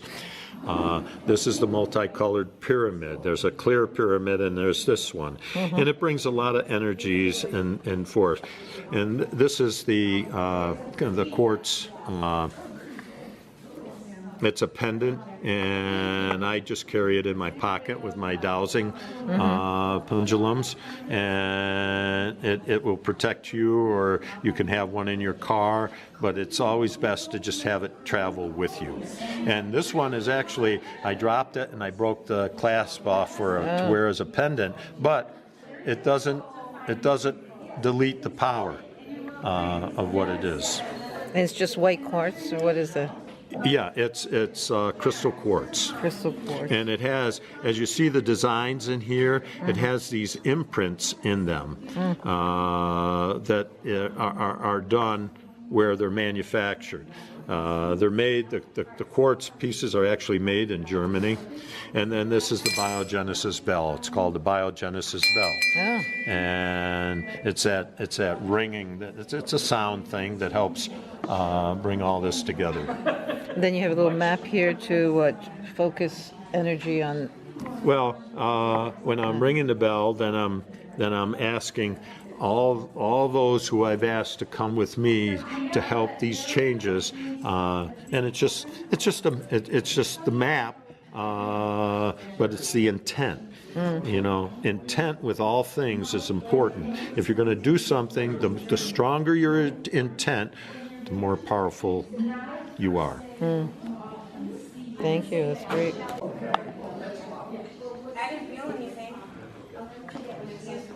This is Ivanov, and it's a Moldavite wand. Moldavite is a meteorite that crashed in Moldavia about 14 million years ago, and those are pieces of that. And this is an extremely powerful one. He's been all over the world. He travels with me when I go to places, and he doesn't speak to me, but he speaks because I can't literally hear him. I douse to find out what he wants, but like his name. He wanted his name. The woman, Lisa Diston, I don't know if you know who Lisa Diston is. No. She's a foot reflexologist. She can actually speak with him, and he told her he wanted his name. And she said, well, you know, want me to give you a name? He says, no. He says, you can't. So when my wife brought him home, she said, you have to name him. I said, he doesn't talk to me, so I had to start dowsing. I go through the alphabet. What's the first letter? You know, I get to I, okay. And then the next one, V, okay. A, N, Ivan. Oh, your name's Ivan. No. and I'm getting, I said, are there more letters? Yes. Okay. O, F, Ivanov. I've never heard of that name. Ivanov. It's a Russian name. It's like a surname. Chekhov. Chekhov, the Russian author. One of the characters in his books was Ivanov, but that's his name, and he does a lot of chakra work, and he likes to be, after he works on something, he needs to be cleansed with holy water. I mean, it's just, and it's just, actually, I dropped him in a church, and I was in Croatia and Dobrivnik, and I dropped it and it broke. the end broke out, and all the Moldavite fell out on the floor. And I had the group I was with, everybody's on the floor picking up pieces and everything. And I put it back together because it was this end that broke off, and I got some tape on it to tape it together, and then at the church I got some holy water and put it on them, and then I doused what needed to be done, and I went to a jeweler, and he reepoxied this, and life is good for him. He's happy. But he's been all over. He's been in Mexico and Canada, all the Baltic countries, England, and Bosnia, Germany. Have you been to Serbia, the Baltic countries, Serbia? No, I was only in Croatia and Bosnia. I have family in Serbia. And he wanted to be in a special case, so when we traveled. So I had this friend make me this case, and he put bear skin in here. Oh my goodness. And the next time he was with Lisa, he says, I don't want to be in that. And she said he needed to be wrapped in a piece of pink satin. So when he travels, he's in this, and I just put him in the box, and he's okay with the bear skin like this. He didn't want to be up against the bear skin, because I asked him, I said, do I need to get rid of this box? No. Do I need to get rid of the bear skin in here? No. So that's it. How neat. Interesting.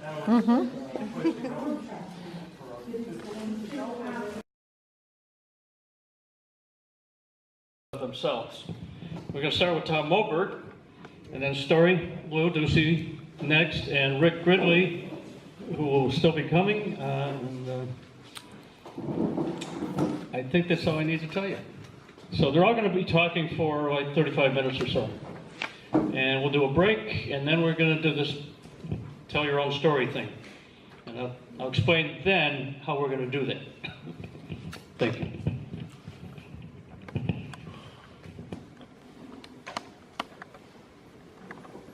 I'm going to try to do this without the microphone. Can the people in the back hear me okay? You good? Can you hear me? You want to move closer? You want me to use the microphone? Yes. Yes, use the microphone? Okay. Usually I can talk pretty loud, but this is a large room. Hi, and welcome. And thanks to Jim for inviting me to speak here today. I've spoken at happenings in the past. I'm going to give you a little bit of a bio about myself, but the purpose here is for we, the speakers, to talk about our spiritual journey, where we started and how we've arrived where we're at today, with the intent of encouraging you all to rehearse yourselves for what you're going to talk about, how you arrived on your spiritual journey and where you are today. So this is a sharing thing. So we, the speakers, are going to kick this off to give you a little idea of how this is going to go. No, you don't each need to talk for 35 minutes, but if you can spend 3 or 4 or 5 minutes talking about your spiritual journey and share it with others, that's our intent here. Because you wouldn't be here if you weren't spiritually minded to begin with. Let me start off by saying I was born into a family that practiced Christianity. My mom was a Catholic. My dad was a Protestant. So by default, as I would guess most of you were, born in whatever religion you were born into is the religion you first practiced in your youth. That's the way it goes. If you're born into an Islam family, you're going to practice Islam. If you're born a Jew, you're going to practice Judaism. If you're born a Christian, you're going to practice Christianity. Until such time as you reach the age of reasoning or adulthood or whatever you want to call it, and you become aware of other avenues of spirituality and religion, and you may or may not change You may follow the same religion all your life. So as I said, I started out being raised as a Catholic. I became an altar boy. I was in public school as a child, but in junior high school or so, became an altar boy in my Catholic church, and decided at about 14 that I thought I would want to be a priest. So I enrolled in Catholic high school. It didn't take me long in Catholic high school to figure out that I did not want to be a priest. The teachers in the school that I attended, which by the way was an all-male school, were mostly priests and brothers of the Catholic religion. And I came to learn that these were not the figureheads, messengers of the God that I believed in at the time, but they were, many of them, down-to-earth kind of people in good ways and in not so good ways. But I admired some of them, and I learned a lot about Catholicism. We had to take a religion class for each of our 4 years in high school. Interestingly enough, it was that religion class, I think in my 3rd year of high school, wherein I learned about all the other religions of the world. That was part of our Catholic religion class. So I previously had known nothing about Hinduism, Buddhism, Islam, etc. But in that year, we touched on, certainly didn't learn anything in depth, but touched on all the major religions of the world. So that was an expose for me that was very educational and enlightening. After high school, I went to a technological university, and I started, while I was still considered myself a Catholic and went to Mass occasionally while I was in college. We had an on-campus chapel, if you will, but I started exploring a lot of other spiritualities. I started reading books such as The Varieties of Religious Experience by William James, The Doors of Perception by Aldous Huxley, and some very other interesting philosophers. And I became very interested in Native American culture and Native American religions. So that was the beginning of my formative years through into my 20s. I still practiced in the Catholic Church off and on for a couple of decades after that. I raised my children in the beginning in the Catholic Church. I eventually fell away from the Catholic Church for a variety of reasons, not what you may think, with all of the exposés going on with priests being sexual abusers. It really had nothing to do with that. It had more to do with the parish that our family was involved in had a bitter feud going on about where the organ should be placed. And these people were not acting like Christians, and I started asking questions of myself. Is this really the community that I want to be part of? These people are backbiting and like saying nasty things about each other because they don't agree over something as silly as where the organ should be placed. It was monumental to them. So I went in and out of the Catholic Church for a while. Some years later, my elderly mother came to live with us, and she was a devout Catholic who had to go to Mass every Sunday. Started going back to Mass again for my mother. Met a wonderful priest who my wife actually had as a teacher in high school here in Binghamton at Seton at the time. And he got us back into the church because he was such a good teacher, lecturer. He was a priest. And then with the accusations that came up about sexual abuse, somebody from 30 years prior accused him of inappropriate touching, and the bishop banned him. He denied the charges. I didn't believe the charges. But at that point in time, the pendulum had swung too far in the other direction, and all it took was one accusation from somebody from decades earlier, and you were basically, he wasn't defrocked, but he wasn't allowed to be a pastor, and he wasn't allowed to practice the sacraments. That totally turned me off to the Catholic Church, and I left the Catholic Church. Now, I'm not here to bash the Catholic Church. I happen to think that Pope Francis is the greatest religious leader in my lifetime, and maybe ever in the Catholic Church. If anybody reads any of the history of popes in the Catholic Church, you will find that there were some pretty bad guys along the way who had children out of wedlock while they were pope, etc., etc. not the holy men they made out to be. Pope Francis, he's a different breed. I admire the man, and I think he's doing great things, and I think he is a world leader, not just in a religious sense, but in many other senses. Okay, that's the end of my talking about Christianity and where I came, but going back to my life as it progressed, in my 30s, I was attending university at the time, looking for a second degree because I wanted to go into teaching. I was at State University of New York at Cortland. And I was doing some research for a paper one time in my education courses that I was only taking one course a semester because I was working a full-time job and raising 4 kids at the time. And in the library, I noticed this section on spiritual books and works. And I started looking through there, and I came across an author by the name of Rudolf Steiner. Some of you may be familiar with Rudolf Steiner. And his works really intrigued me. It was a different branch of spirituality that didn't involve religion and dogma and ceremony and rites. And I got very interested in it. Well, Steiner originally was a theosophist. I'll talk about theosophy at greater length in just a moment. And he kind of broke away from theosophy and created his own branch of philosophy called anthroposophy. He was a brilliant man. He was Austrian, but he did a lot of lectures all throughout Germany, Switzerland, Austria, etc. He also worked some with some people in the United States. This is going back to the late 19th, early 20th century.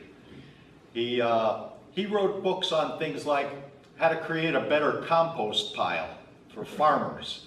He designed educational systems. You've heard of the Waldorf schools?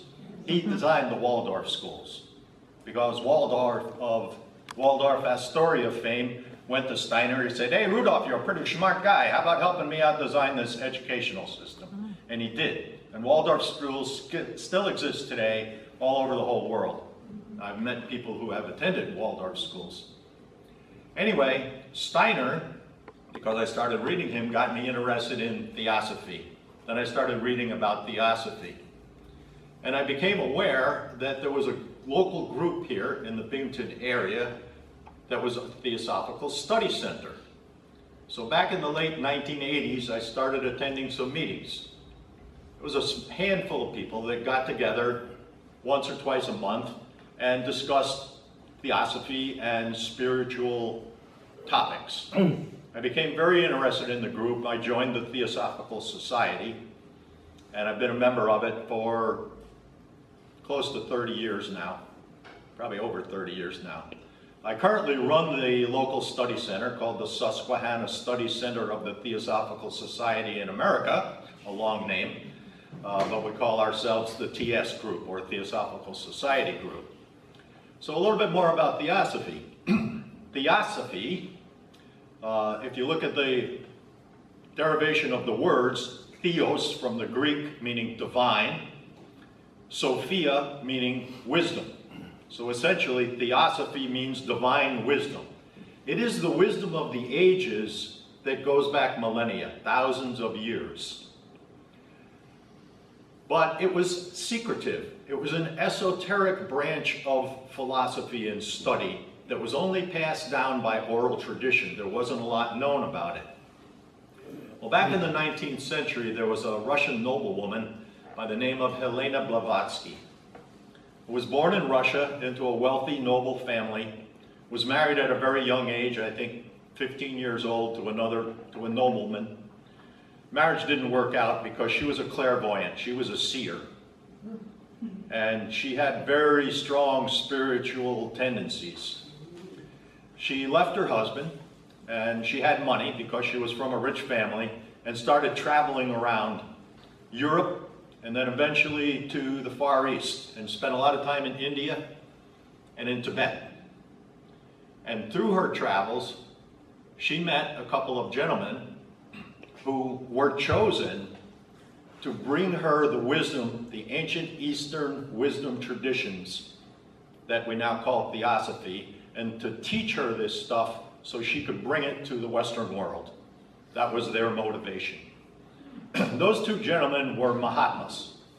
if you don't know what a Mahatma is, it's an ascended master. It's somebody who has lived through enough incarnations in the physical world that they've mastered all of life's lessons and they no longer have to be reincarnated. But they can so choose, rather than being absorbed back into the Godhead or reaching nirvana or whatever term your religion or following chooses, to come back into physical incarnation for the sole purpose of guiding others on the path. So these two gentlemen, one of whom was named Kuthumi, and the other one was named Moria, took Blavatsky under their wing and taught her the ancient Eastern wisdom traditions for the purpose of her bringing it to the Western world. She subsequently went to London and lived in London for some number of years in the 1870s, and following that moved to New York City.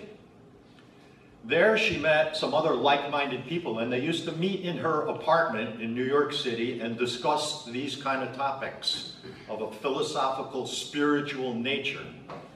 And one of those men that she met was Henry Steele Olcott, who was a retired colonel from the Civil War. And they were both very into exploring mediumship. Now, in the latter half of the 19th century, mediums were all the rage. A lot of people went to mediums. You know what I mean by mediums? The gypsy with the crystal ball who could talk to the dead and see into the future. And they were very much into exposing the frauds that practiced this, because there were many, many of them. I'm sure some of them were bona fide, but the vast majority were frauds who wanted to take people money and tell them things that they wanted to hear, like talking to their dead spouse or dead sister or brother or whatever. So they struck up a friendship and they met, and there was another gentleman by the name of William Quan Judge who was regularly met with them. And in 1875, they decided to form what they called the Theosophical Society in New York City. It grew by leaps and bounds. They ultimately moved the headquarters of the society to India, to Adyar, India, which is interesting because it went back to the source of where this ancient wisdom traditions came from. And today it still exists as a worldwide organization. There is a Theosophical Society in America branch that's located in Wheaton, Illinois, a suburb of Chicago. There are a number of lodges and study centers throughout the country. There are about 3,000 members in the US today. There are tens of thousands, if not hundreds of thousands, worldwide. Largest section would probably be in India, but there are large sections in Australia, New Zealand, Africa, all throughout Europe, etc. So I became very interested in this, obviously. By the way, before I forget to mention it, I have a table set up right over here with a bunch of pamphlets on it that are free for you to take if you want any more literature. Now, Theosophy is not a religion. In fact, you can be practicing any religion or no religion. You can be an atheist, a Buddhist, a Muslim, a Christian, a Jew, you name it, and still be a Theosophist, because we have no dogma. The motto of the Theosophical Society is, there is no, there is no religion higher than truth. And I think all of you that are on the spiritual path can espouse that motto.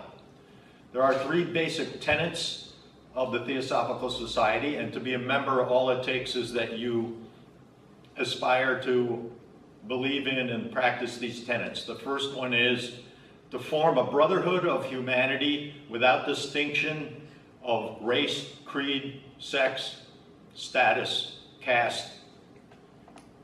Secondly, to explore the comparative study of religion, philosophy, science, and the arts. And lastly, to explore the unexplained forces of nature and the powers latent in humanity. That's it. If you can believe in those things, you can become a Theosophist. Still practice your own religion or no religion. Excuse me. So I've been running this group for some number of years now. We meet locally. If anybody is interested, you can see me later this afternoon. Give me your email address. I'll put you on my distribution list. Your email address won't be shared with anybody. Currently, we've gone up and down in membership numbers over the years, from down to 2 to as many as 20 plus that attend meetings. Not necessarily all card-carrying members. You don't have to join the society to come to the meetings. They're open to the public. Currently, we have monthly meetings. We meet at the Endicott Library. We'll typically watch a video and have a discussion about the video, or even during the video. Sometimes there's a presentation by one of the members. Sometimes there's a presentation by an outside person. About 10 years ago, we spent a whole year studying all the major religions of the world. We took one each month. We learned a lot of things about different religions. And what our purpose was, looking for the key thread in each of those religions to see if we could find a common core. And we were successful. Care to guess what it is? Love? Love. Did I hear love? Love. Very good. Love your neighbor as yourself for the love of the Almighty. The golden rule. Do unto others as you would have others do unto you. Love your neighbor as yourself for the love of God. That's it. That is the right answer.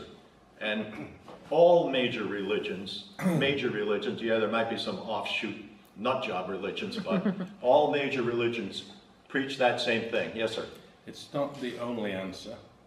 There are actually 8 forces in Hinduism: love, intellect, wisdom, peace force, that bliss that you get in meditation and that spreads out. I understand. The power of, it's called Ha, which is to do with astrology and the effects of the universe on you. Huh? Okay, I'm not suggesting. So it's not a nut job. It's Hinduism. No, I understand that. Thank you. I understand that. But also in Hinduism, there is a belief in compassion. It's one of 8 forces. Exactly. All I'm saying is we were looking for a common thread between the religions. I'm not suggesting that any particular religion is only focused on love and compassion. What I'm suggesting is that was the common core that was shared by all the major religions. But thank you for your comment. In the West, people believe that love will conquer all, right? That's commonly said. That's not the case, because people with influence and power who want fame and wealth will rip off the ones that think that love will conquer all. Okay, I'm not going to disagree with you. I understand. What time did I start, Jim? You're good. Okay, another 10 minutes or so. Yeah, you can. Okay, of recent years, my spiritual path has also evolved. I'm not just interested in, exclusively interested in theosophy. By the way, I've gone to a number of different churches over the years. I've gone to, though I was a member of the local Unity group, I've spoken at Unity group a number of times over the years. I attended services at a bunch of different churches. I won't care to list those right now. Suffice it to say, I no longer practice any particular organized religion. If somebody asks me what religion I am, I don't really have an answer. I probably practice Buddhism more than any other quote-unquote religion, although I don't consider Buddhism to be a religion. Buddhism is a practice, more like yoga is a practice, but that's a whole nother issue. So I don't attend services on Saturday or Sunday, except on a rare occasion. But recently I've gotten interested in another branch of spirituality, philosophy, if you will, called Hermeticism. For those of you who aren't familiar with it, again, this is thousands of years old. It's a philosophy that was handed down over the ages through word of mouth, not a lot written about it. It comes from the Greek or Egyptian person or god, depending on who you listen to, by the name of Hermes. Hermes Trismegistus, meaning thrice great, 3 times great. He was a very knowledgeable person or spirit. It is said that he was a teacher of Solomon, King Solomon. Whether or not that's true is beside the point. But what's been passed down over the ages, and there have been books written recently about Hermeticism, is it describes the 8 principles by which the universe operates. Some of these principles are scientific in nature. They don't differ a lot from Newtonian mechanics and physics, but they're very interesting and understanding to me. They explain a lot about the way things operate, and I'm not going to go into details here. The first principle, though, which is the most important and also the most difficult to understand, is this: all is mental. That's the principle. Well, what does that mean? All is mental. Here's what it means. When you understand the all, now, you can call what I'm going to call the all, you may have a different term for it. It might be God. It might be Allah. It might be divine consciousness. It might be the spiritual force from which we all emanate. I call it the all because in the study of Hermeticism, it's called the all. The all is that force or that energy or that source from which everything has emanated. The all is the all. You can't add to the all, you can't subtract from the all. The all, if you want to call it God, is everything and in everything. That's why all is mental, because this, what we consider physical reality, is merely a mental construct of the all. What did he just say? This isn't real? This is a mental construct? Yeah, that's right. Is it a dream? No, it's not a dream. There are two ways to look at it. There's the relative nightmare. and the absolute. From our relative perspective, as we're locked in this physical body and confined to our senses, there's a relativistic point of view. So this podium is real, it's hard. I'm physical and I'm separate from you. But from the absolute point of view, there is no difference. We are all the same. We are all one because we are all part of the all. The all is not a supreme being. The all is everything. The all created the universe from a mental idea. And there are a couple of books that explain this in terms that anybody can understand if you take the time to read it and explore it. And I've been studying this for several years now, and I'm really into it. And it helps me in my everyday life because it explains things to me that I don't always get. Why did that happen? Or why did that person do that? Or why did this happen? And if you really understand the principles, it helps you on your spiritual path to not get upset about things not being the way you wanted them to be, and to fully understand that we are all one and why we are all one.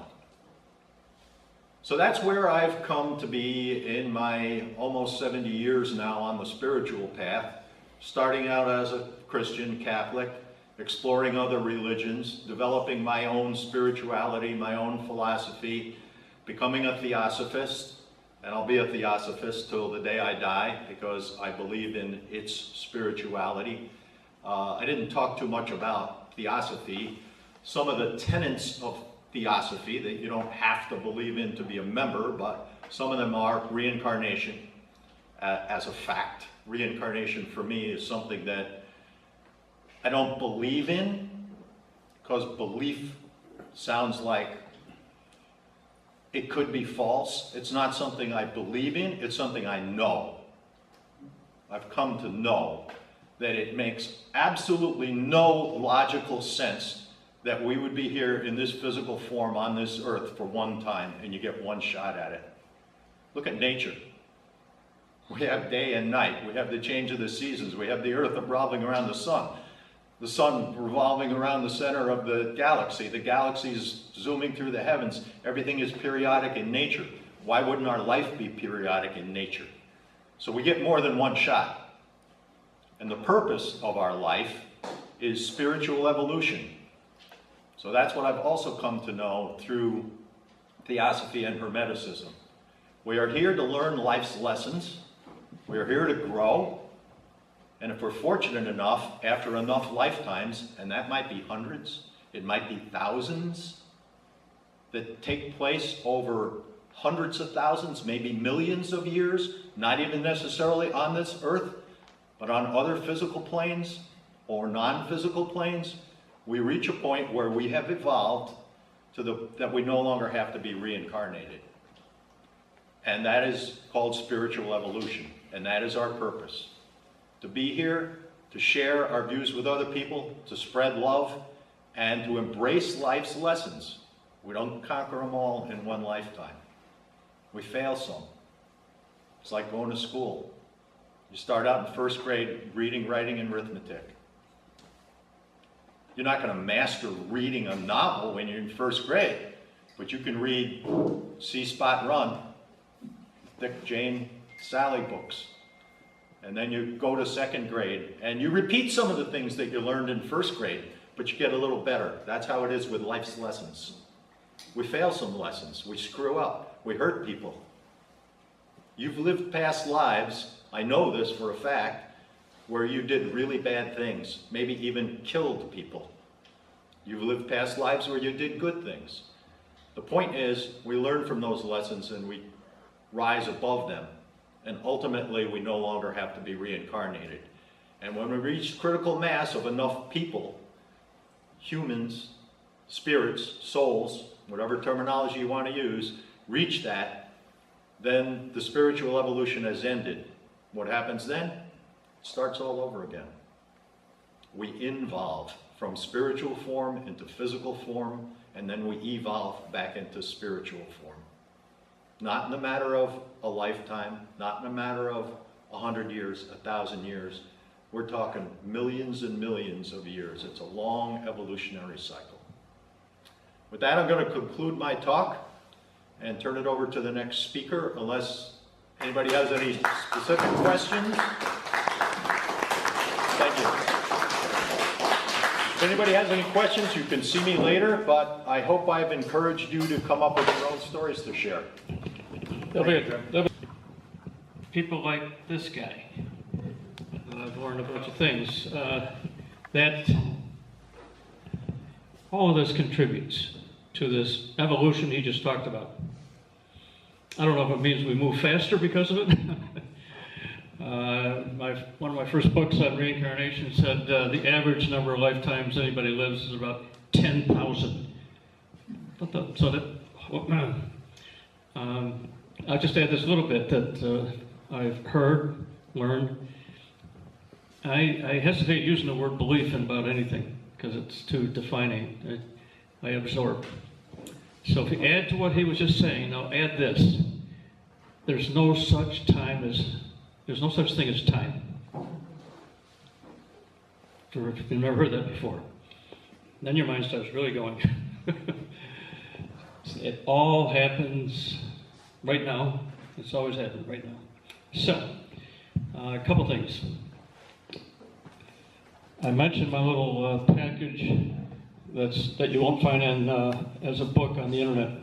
So up here are some sheets. If you want to put your name and you want to get a copy, I'll email you whatever's in that little packet.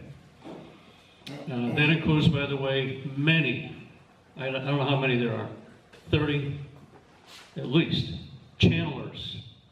These are people on this planet that channel information. They're downloading all types of channels. So every time I learn of another channel, I add it to my list. So you may want just a copy of that. Tom mentioned he's got literature over here, so the other speakers have literature on the tables over here. Please look at that. And with that, I introduce Storylu from Oneonta, and love to hear what she has to say. Thank you, Jim.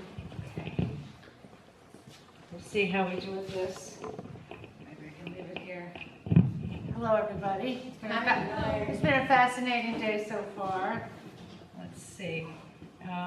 Yes, my name is Storylu, and I come today as a member of the newly formed Institute for Spiritual Development in Oneonta. And many of you know Diana Friedel, who started it and also oversees the ship fair. Some of you may have been at the ship fair last weekend. So I have been traveling up to this area since I was 14, and I found myself in Cherry Valley, New York one day at the age of 14, walking down Cherry Valley, it looks quite the same, saying, I belong here. I don't know why I'm here, but it felt totally at home, good old rusty Cherry Valley. Later, I found out that my relatives helped to settle Cazenovia, so they were taking the wagon trains and the stagecoaches through Cherry Valley. So my DNA is up in this area. I incarnated, however, into Manhattan. My father was a doctor. My mother was a Congregationalist, but she'd been raised as a metaphysician. So I was lucky to have metaphysics with my every meal and science with my every meal. So we grew up with both sides of the brain. My mother had to become a Catholic when she married. That was the rule at the time. My father was a medical man, but he considered himself a singed Catholic. So we got both of that.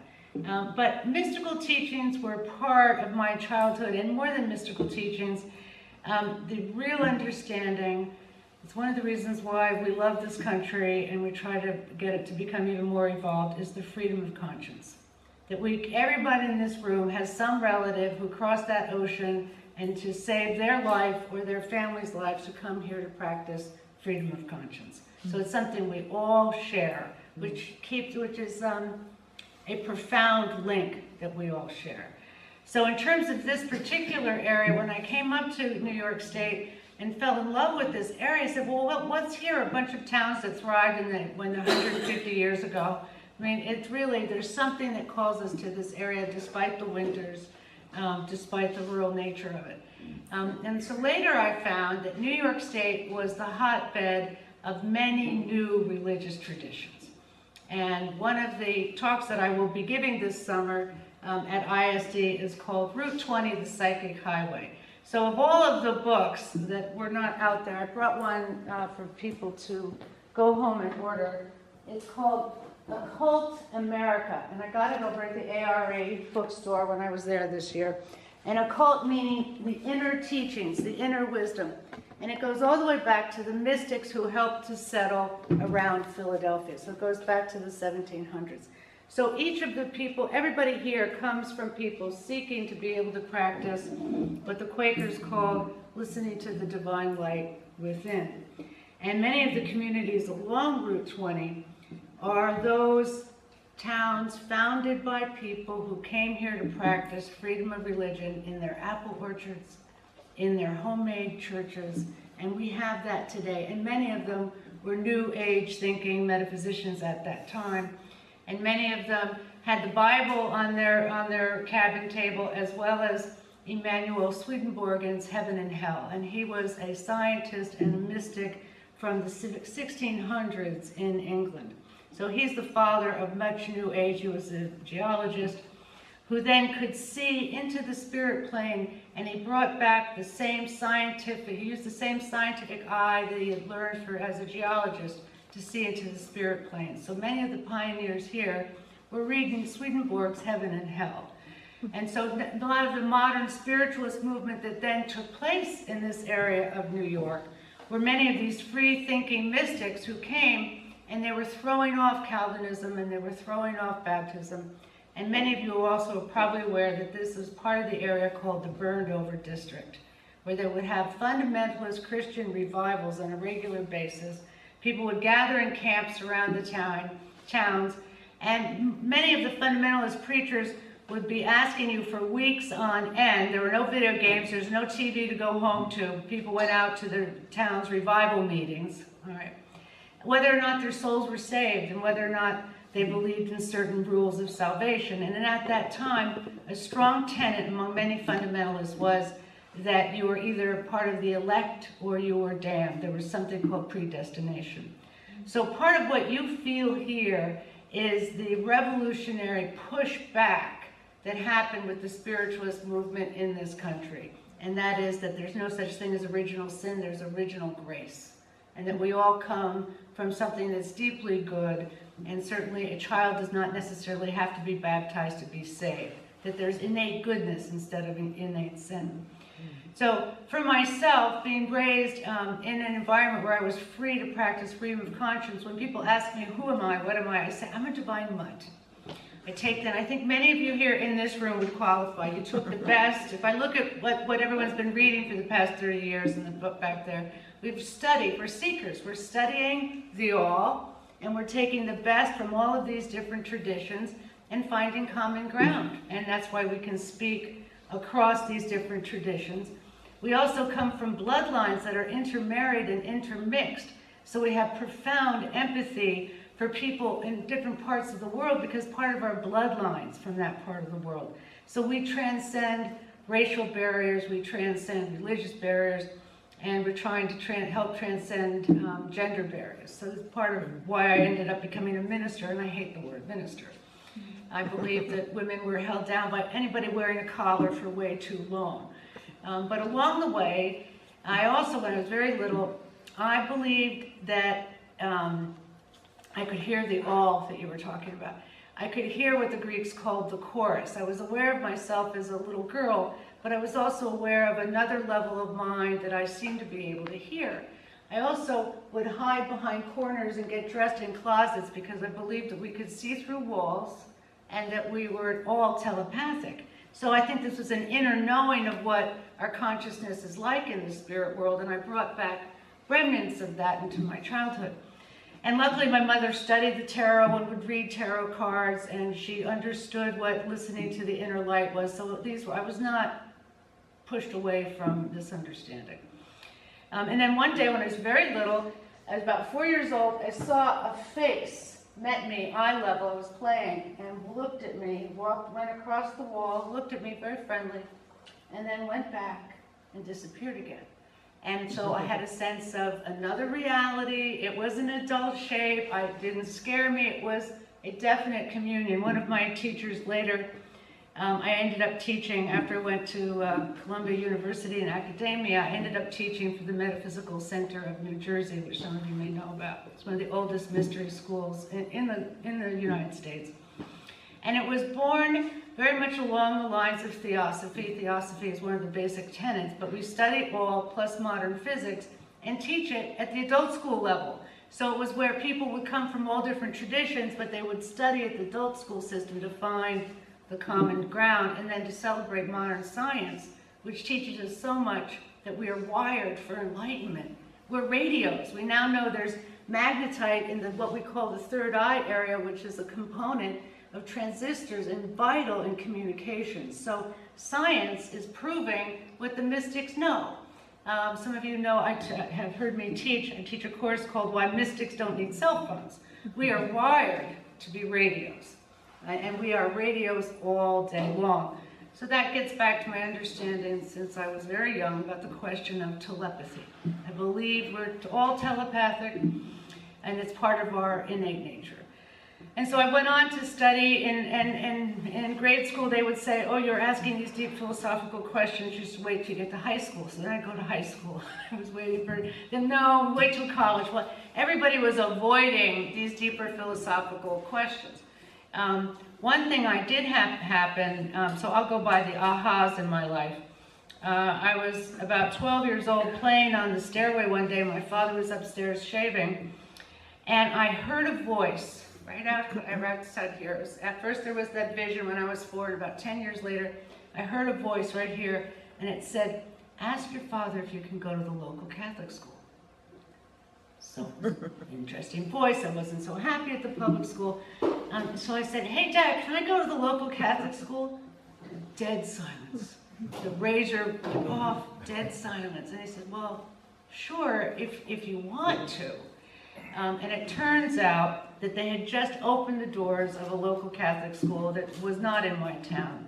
And the very first day on the parking lot, I met a young man who then later became my husband for 30 years. We were meant to meet. We looked at each other. I felt someone in my back looking at me, and I turned around, and there was this 13-year-old kid looking at me eye to eye. And I went back in time looking at him.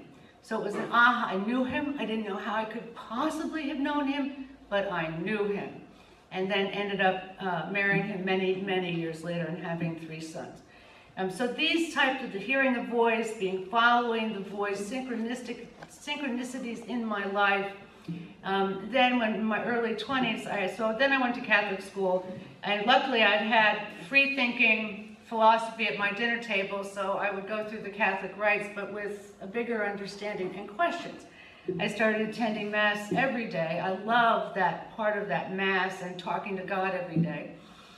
But then I found out, I said, well, I'll be a priest. I could be a priest, no problem. Then I found out girls are not allowed to be priests in the Catholic tradition. But you're allowed to go up and vacuum the altar. You could be on the Rosary Committee and vacuum the altar. Well, luckily I was raised with an understanding and philosophical father. And so we made an agreement. I went back to public school. I mean, I really thought this is it, I can be a priest, but they didn't want me as a priest. At a certain age, whether you're male or female in the tradition at that time, you started asking questions and you were shown the door. Right? So then I went back to public school, and then midway around the beginning of my college years, and I would be teaching, I would do things like make magic wands with people, and it was the early 60s, and we were enjoying listening and reading transcendental literature of another caliber. We were all seekers, right? So I'm now studying at Columbia University. And thinking I'll finally become a philosophical academic, this is where I belong. And I went into a major depression because still at Columbia at that time, they were just opening the doors just a little bit for women. They didn't want us asking very big questions. And they certainly didn't want us in the theology school across the street. That was locked and chained from us. But thanks to all the sisters who managed to get into graduate school, we now, like Merlin Stone, many women in the 80s managed to get into graduate school, and they're the ones who tore the roof off of the fact that there were ancient societies where women were worshipped, there was a divine feminine. I mean, these truths that had been suppressed started coming to the surface, and everything we've been reading for 30 years back there that you can see on the table. So we're all seekers here, and a wonderful group of divine mutts that we are. So one day, though, I go by the voice and what is this other thing that we're always seem to be connected to? One evening I had a dream, and one of my father's colleagues, Dr. Tater, had passed, but he showed up to me in a dream, younger and healthy, and he had a vicious end-of-life illness. And he was radiant and healthy. It was one of those very lucid dreams. I really felt I had connected with my uncle. And I went down and told my father, I said, he's young and radiant, and he's communicating that there's something. And I had never really thought about communication with spirit between the veils. I just had a sense of telepathy. I never really thought about getting evidence of the afterlife. I had hoped there was an afterlife, but I wasn't, I wasn't schooled against it, but I hadn't really gathered evidence. That was the first time I had contact with spirit, and I believe it was beginning to open up that door for me when I was in academic philosophy courses at Columbia, to remember that there's something else. And then another incident happened a few months later where another person showed up in spirit, and it was the mother of a close friend who had suffered cancer, and she showed up in the middle of the night in a dream and said, and again, young and beautiful and radiant, and in that encounter she wanted me to tell Holly something, her daughter, my friend, and she talked about another daughter who had had a depression. So this is this dream experience I'm having. The next morning at the breakfast table, the phone rings. I'm in my early 20s. My father's there, everybody's there. And it's Holly, the daughter, saying my mother's passed. And I said, well, Holly, I've got a message for you. This is the first time I delivered a message from spirit. I said, I'm not quite sure what it means, but your mother showed up in a dream of mine last night, young and radiant and strong. And of course, Holly burst into tears, and she said, oh, my mother, she read all those Edgar Cayce books. She studied all of that. My mother and her mother used to do cards together. She said, I don't know. It was so painful, the end of her life. I don't know what to believe. And and said, well, she came to me to tell you she made it across, and she doesn't want you to be in such intense grief. And by the way, what's going on with your sister Wendy? And she said, well, how do you know about Wendy? I said, well, your mother told me in the dream that she's in a deep depression. And Holly said, we have told nobody that. And so this was my first example of what evidential mediumship is, or evidential, and what it can mean to somebody. And it means to help be able to heal grief. And I was given evidence. Holly could have thought I was having a nice dream about her mother. Maybe it was somewhat coincidental.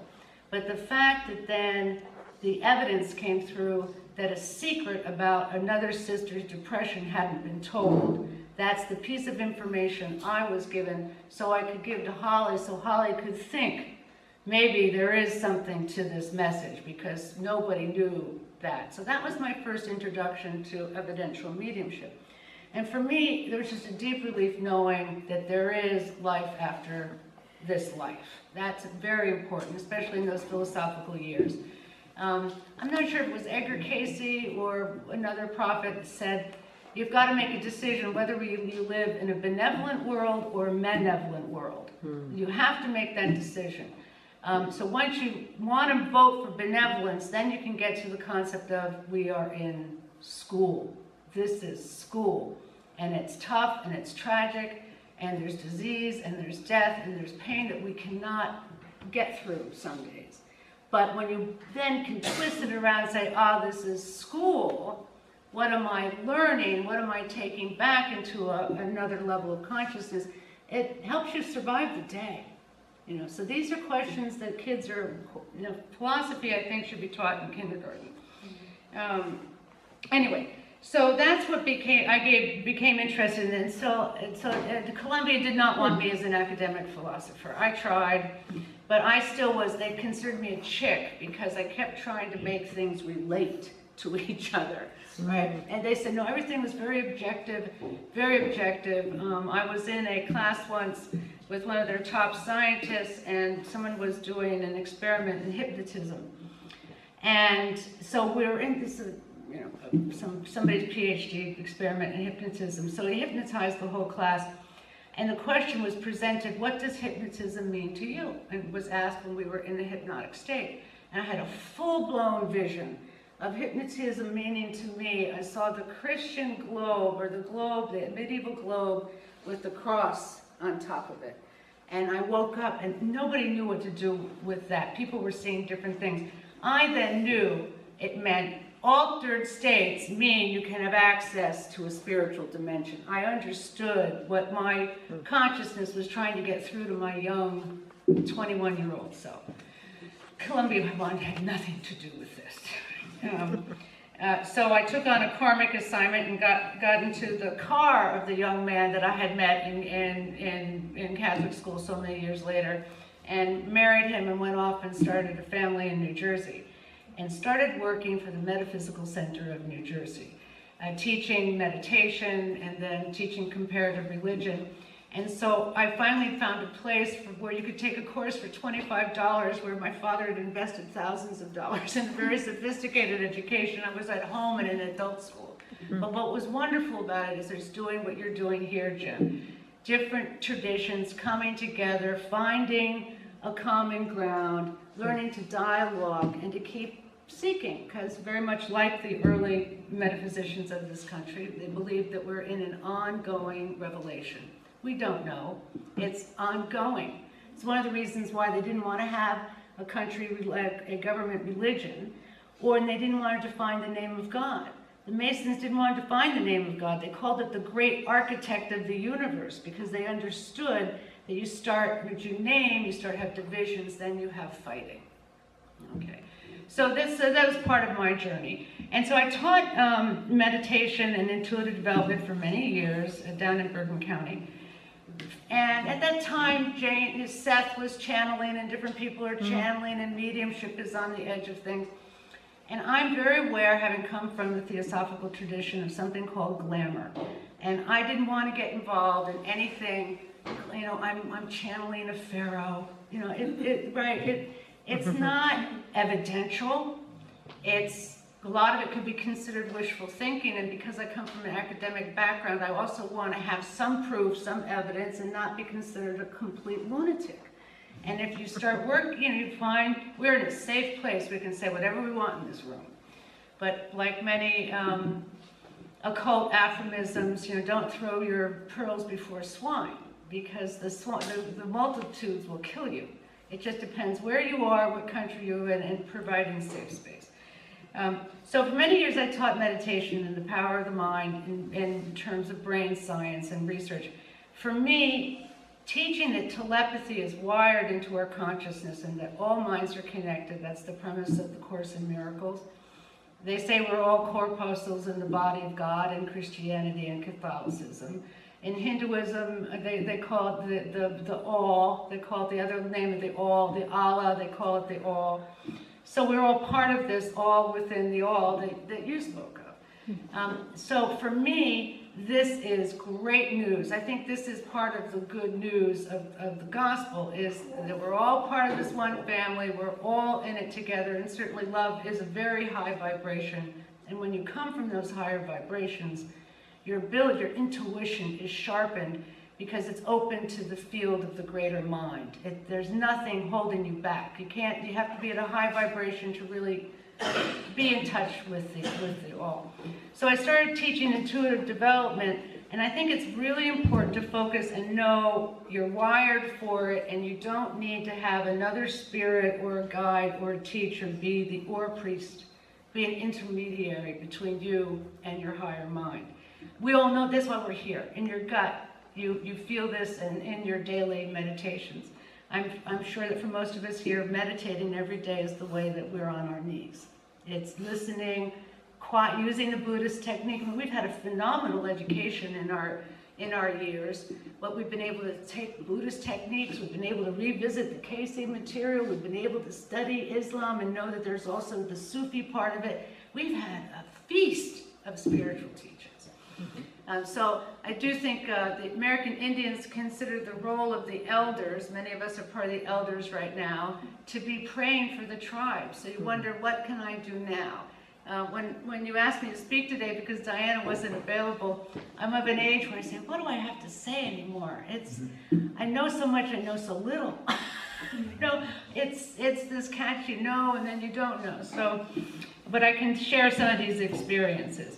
So when I have a country home in Westford, and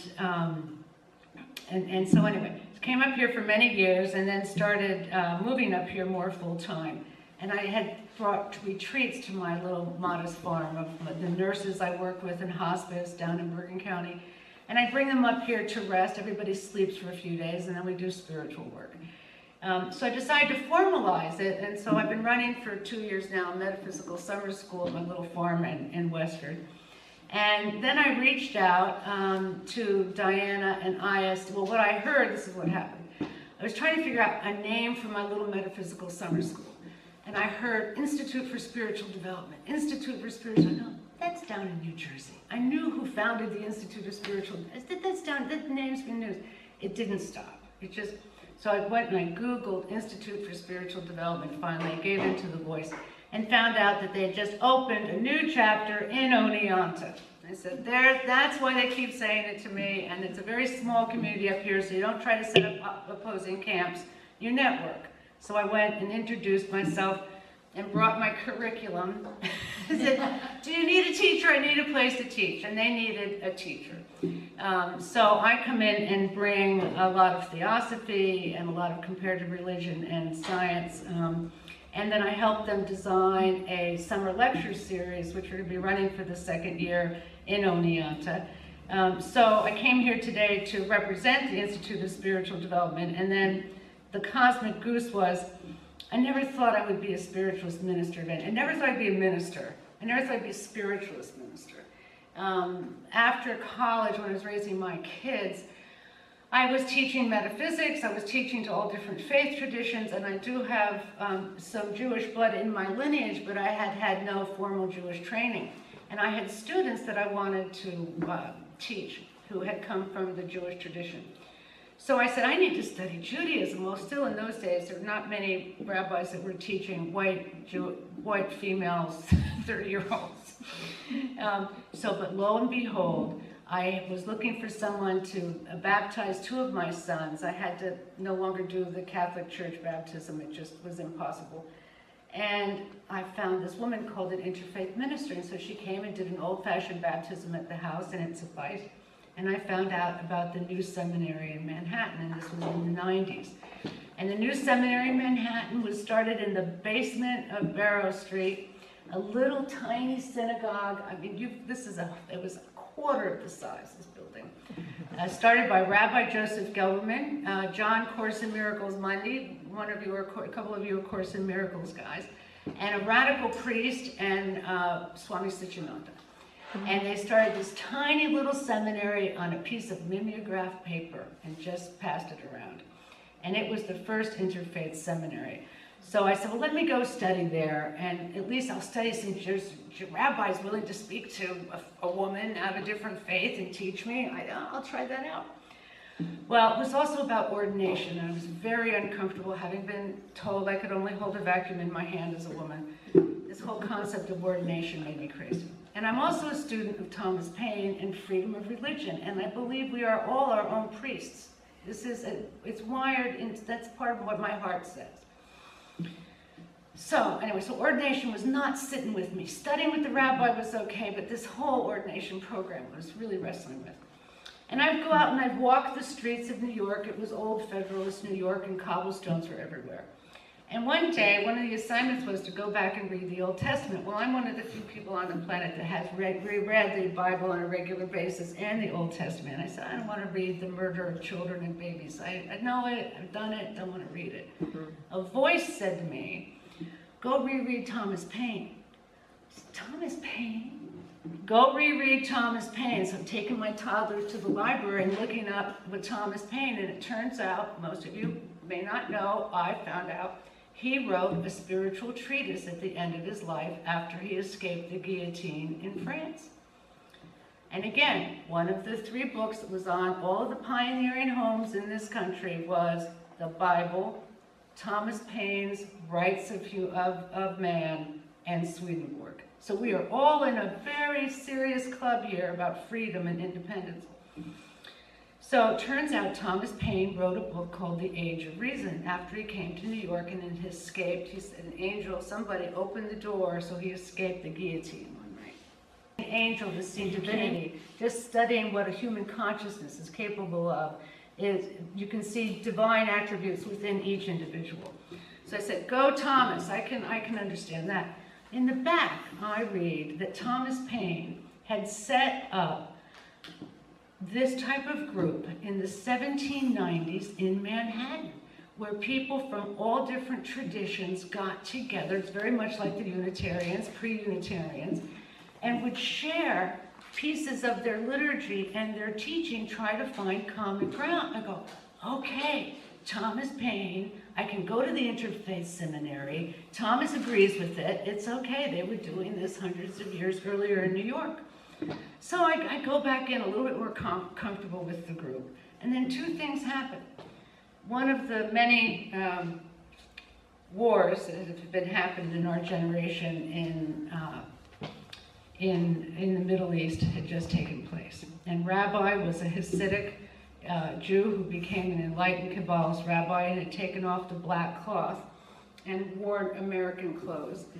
And he was sitting one day with an imam in this tiny little room of 40 people. And the room was electrified because we were fighting cats and dogs in the Middle East. And I walked in, the room, everybody was like this, because here's a big level imam speaking to Rabbi. And Rabbi was all about interfaith dialogue because he had lost his family in the Holocaust. And he had had a vision, whether he was going to commit suicide or find a way out. And in the vision, he saw Buddha and Allah and Abraham walking together, and they turned around and Jesus and said, build bridges, Joseph, build bridges. Don't give up, build bridges, this is what you can do. And so that's when he started the interfaith movement in our country. So along those lines, I didn't want to miss my point. Okay, so I'm at the seminary, the imam's talking, and I'm still wrestling with the ordination issue. Now, most of the people in the room were men who had left Orthodox traditions because they were gay and couldn't become a cleric in their tradition. Women who could not be ordained in a variety of traditions. So we had a lot of outcasts in the room. And again, a lot of them were women. And this imam is saying, Rabbi's saying, well, how do we work on peace? And he said, well, you can't expect the Middle East to catch up on everything. You guys are 500 years ahead of us in history, which is an amazing statement, that we are 500 years ahead in terms of history and science. So at least he acknowledged that gap. And then he said, so we're working on this dialogue. So we've got two men talking interfaith here. And one of the women says, well, one behind me said, well, what about the women? Okay, what about the women? And he said, again, you can't expect us to leap 500 years forward like you are in the West. It's going to take time, okay? Some brave soul, woman behind me said, it didn't take you that long to learn how to drive a Mercedes-Benz. Okay. One of my sisters spoke up, and the guy did not know what to say. And I said, that's it. I understand now this interfaith dialogue means something. I can sign on to that. And then I walked out the street at lunch thinking, okay, I can understand what the assignment is. How many women at that point in time in the 90s had the ability to get ordained? It was a feminist calling. It was, if I'm going to be there, I'm going to support the women in the Middle East who don't have, honeys are driving the Mercedes, but they've got to live in dirt floors. Anyway, so I walk out the door, and there's this pathway, the old cobblestones, and I start walking down a building, and I see a brass marker. And I had seen it many lunchtimes, so I said, let me read that brass marker. I go over it. This was literally in the same block as the little synagogue on Barrow Street. And I start reading the brass marker, and it says Barrow Street, once named Reason Street for Thomas Paine's Age of Reason. Wow. As I'm reading this, I start levitating out of my body. Light comes pouring through. I start crying in the middle of the street. I feel myself being raised up. Tears are coming down my face because I just kept saying, thank you, thank you, thank you, because I knew I was being shown the history of that part of New York and the interfaith movement and why this country is who we are, and that they've been doing that 300 or 200 years earlier in that same part of New York. And so you don't have to be in the trees to have a white light experience. It was in the middle of Manhattan, in the middle of an intersection, saying, I don't care if I get killed. I was in, but the tears happen when you have these moments of great connection.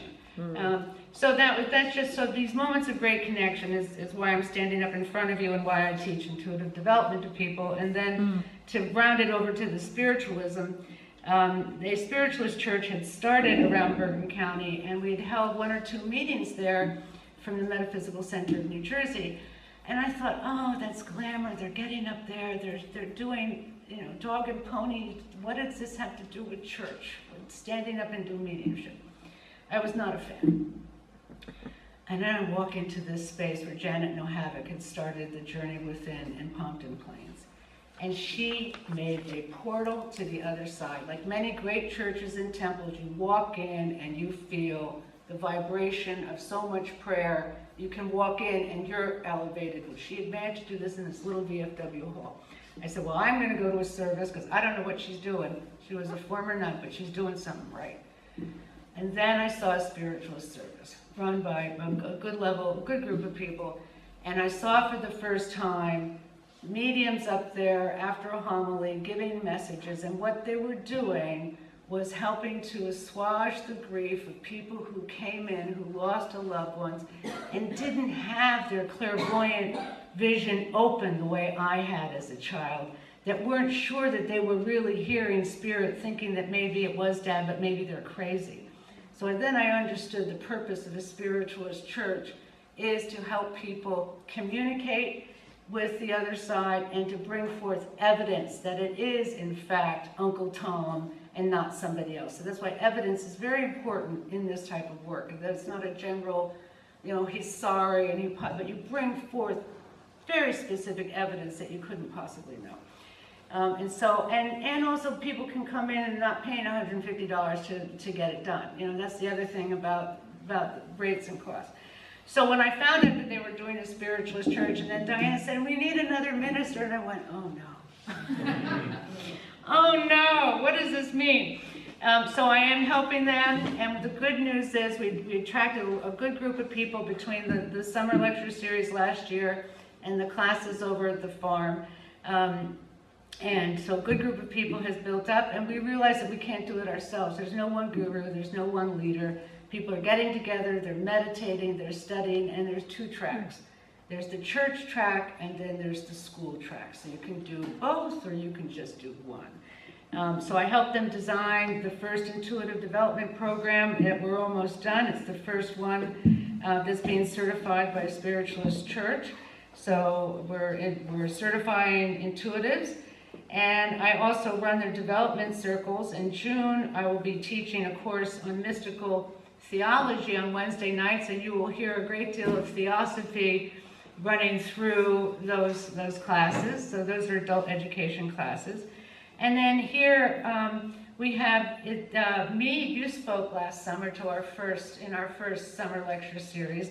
So this is just the program that's going to be going on. So we have a summer lecture series going on beginning in July, and I'll pass those out. And we have courses, and I'm teaching in June. And I was looking. You mentioned Edgar Casey. I was recently down there with John, my partner, and they're looking for places to start Search of God study groups. So if you were interested in doing any of that up in this area, or bringing any of what we're doing in Oneonta up here, certainly one of us would come up once a week and do some teaching. So there you are. Hello, everybody, all my fellow Divine Months. So I'm Story Dorcey and happy to meet you all.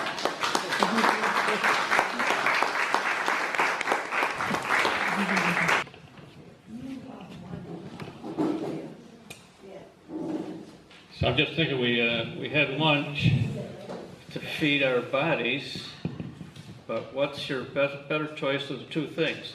That or feeding your spiritual body? Spiritual body. And is it delicious? Yeah. So now I mentioned a little tidbit here. There's this little camera up here that you probably noticed. And this is Vera, who commonly tapes. Who knows how many things you tape in the whole community. She tapes the Unity services that happen upstairs. The point is you can find these things on YouTube. So do some Googling and you're going to find today's speakers on the internet that I guess anybody in the world can watch. Yeah, if So maybe the next time people will show up in droves. if they're okay with it, you know, being public, have to get permission. Not that I like to be videoed.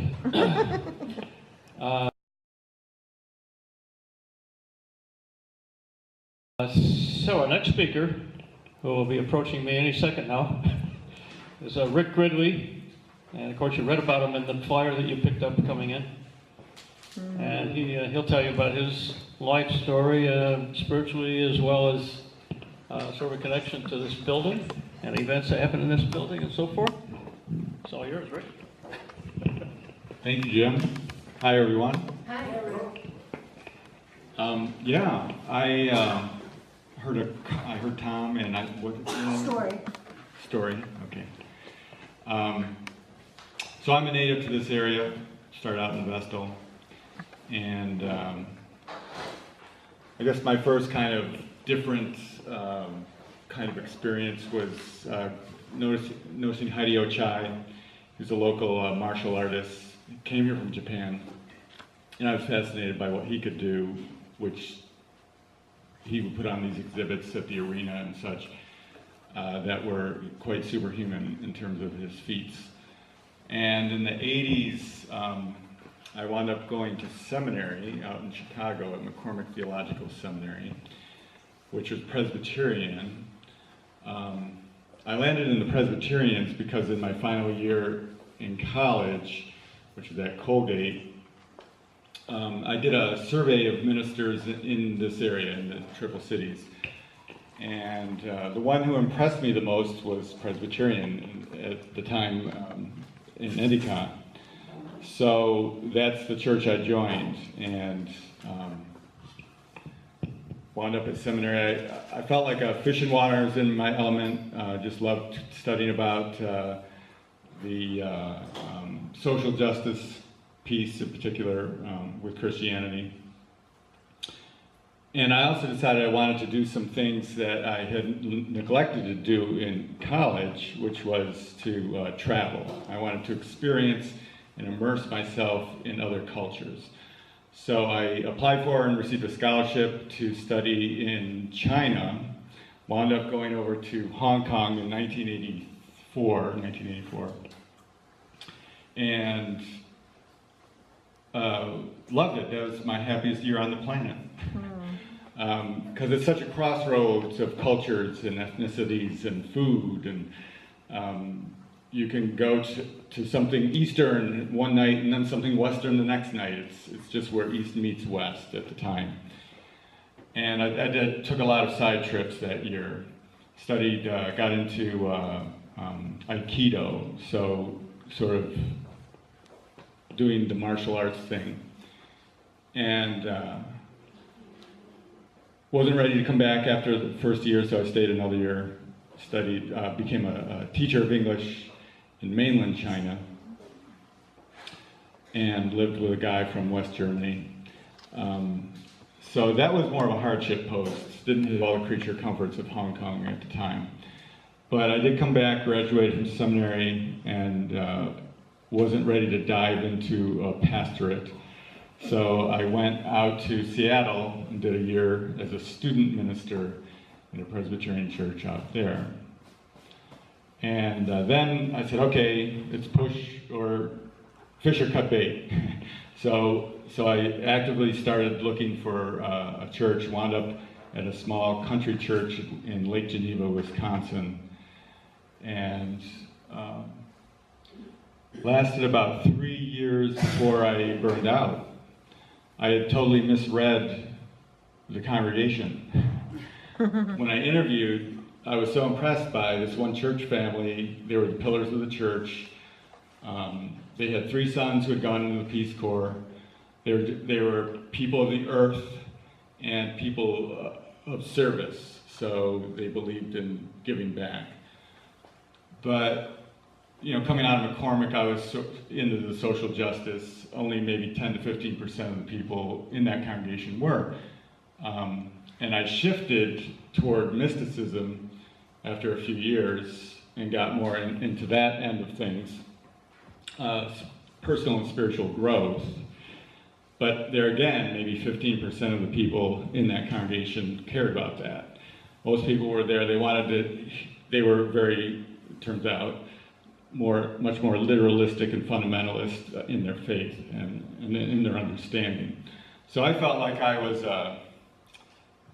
very disembodied. I felt like I was in a hot air balloon 60 feet off the ground, seeing all this stuff, because I was in the Course in Miracles at the time, wanting to bring some of that in, and nobody on the ground understood what I was talking about. And so I burned out after 3 years, and it was, I envy your experience, because I'm so hard-headed. I'm not a very good listener, and I complained for ages about how my mother never really got me, she never really heard me, but I don't really hear myself. So I'm still learning that. Well, what would that be like, Rick, if you listen to yourself, your heart? And, but somehow, the universe has a way of getting through, if not easily, then bigger and bigger lessons. So it was kind of uncanny. I had started seeing a massage therapist in Milwaukee, 70 miles away, and she told me about a program called the School of Spiritual Psychology. So I said, hey, that sounds interesting. Followed up on it, enrolled in it, And I claim that as the start of my journey from my head to my heart, because we were getting into our bodies, and that it was a 3-year course that I took, which didn't do anything to endear me to the Presbyterians, the frozen chosen. Frozen chosen. Yes, the frozen chosen, and I were. It was like I actually had a dream where I was standing on a dock, and I put one foot on a sailboat, and the sailboat was leaving the dock. So I had to make a choice: am I going to stay on the dock or am I going to get on the boat? I got on the boat. So I was terrified. I'm a head type. Any Enneagram students here? In the Enneagram, I'm a head type, and fear is the great motivator, or the great inhibitor, depending on the situation. Terrified to let go of, what am I going to do with a master's degree in theology? How am I going to live? I just bought a house. I have a mortgage to pay. So there were some friendly folks in the congregation who were nudging me along, saying it's time. We need somebody else who agrees with us. So I said, okay, I gotta go. So I just left, and I found a job at a resort, one of those resorts in the area, and I worked there. And I had gotten in some training in massage therapy, so between the resort and freelance, I was doing that kind of thing. And so for 7 years, I was a spiritual entrepreneur. Graduated from the School of Spiritual Psychology in Milwaukee, and said, this is what I really want to do. This is my passion. So that lasted about 7 years, but it wasn't floating the boat financially. I stayed a few more years in Wisconsin, and wasn't floating the boat financially. So I moved to Boca Raton, Florida, where my father and stepmom lived. And there again, I had to get a 9-to-5 job to pay the bills and do the other stuff as a side gig. And that really was going nowhere fast. I wasn't happy. So I had a dream. So I guess Spirit is reaching me, despite my lack of openness to listen. But I had a dream that repeated itself twice of world travel. So after the second dream, I said, okay, that's it. I'm out of here. So I just went on a trip around the world. It was a spiritual pilgrimage. Stopped at my favorite place, San Francisco, my favorite city in the U.S., and then Hawaii, where I met a woman from New York who was like a body, mind, energy therapist. And we stayed in touch because we kind of hit it off, struck a chord. And on to, where did I go? Japan, where I have a cousin. And then a month in India, spiritual pilgrimage, got to go see the gurus and the ashrams. And that turned out to be more like an experience of being, I felt like a success object. Every time I would land in a bus terminal or a train station, I will carry your bags, sir. And it felt like everybody wanted a piece of me, and they saw me, this Westerner, we can make some money off this guy. I would seek out the botanical parks, the botanical gardens, and this one guy comes up to me, I will be your guide here, and at the end of the tour, he said, 750 rubles, or rubies, whatever, I forget the denomination. Rupees. But, rupees, yeah. So, that was disappointing, India was disappointing. But eventually came back, and then my friend from Hawaii, who was in New York, we kept in touch, and she would say, why don't you come up here, we can do workshops together, we can partner on different offerings. So finally I did. I moved up to New Rochelle, and wound up staying in her basement for 2 years. And we never did do a single workshop together. But I did go on a couple of fun cruises where she was the keynote speaker. So we saw the Caribbean and we saw the Mediterranean. And yeah, she had an elderly mother who I wound up sort of caretaking. And I just felt so suffocated, like this is not me, this is not why I'm here. I'm not meant to do this. So I had been studying different kinds of energy work, reconnective healing at the time. Back then, that was like the year 2000. And I offered a couple of workshops up here. I think, Carol, you might have been in, I would come up here, stay at my mom's house, and have sessions with people. And I generated like $4,000 on one of those trips. I thought, oh, the door is opening to Binghamton, New York. Who would have guessed? I declared I would never come back here because this was the middle of nowhere in the 60s and 70s. But I did because I thought, no, this is where the path lies. So I wound up living back here, staying at my mom's house. But then that well dried up. And my mother saw something in the paper, Syracuse University is giving out scholarships for school librarians. And I thought, okay, I like books, I like technology, I like teaching. I'll apply, and got in. And I think by the time all was said and done, I had scholarships that paid for 2/3 of the bill, because Syracuse is not cheap, but that allowed it to be affordable. And so now I had gone from I said, okay, I got to get a 9-to-5 job again to pay my way. So I wound up working at Catholic Charities as a Medicaid service coordinator. And that's what got me the job at Bosey's as their school librarian. So that kind of knit together as well. And that's where I am now as far as a day job. So my favorite part, as when I was doing the social work type stuff, is the people, connecting with people. But I don't really do well in a corporate environment, which essentially public education is very corporate.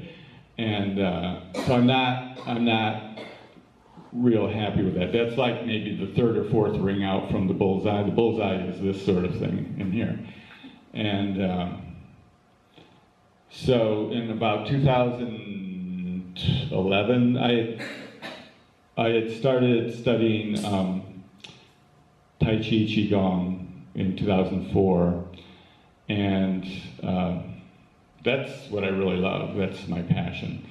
And I started teaching it in this area and also at Chautauqua Institution, which is near Lilydale. I assume some people here know of Lilydale. So every summer I would go out to Chautauqua and teach a week's worth of Qigong to people out there. Yeah. Will you show us some Qigong?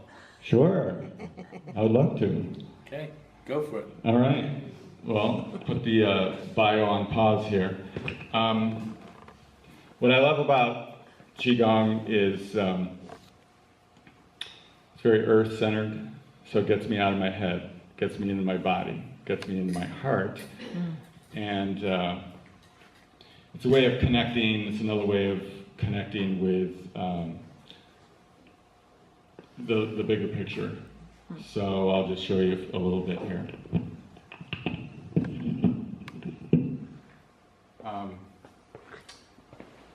So it is a combination of posture, how we stand, how we hold ourselves, and breath, and intention. So it involves the mind, the body, and the spirit as well. So, they call it the Wu Ji form, which is the great emptiness.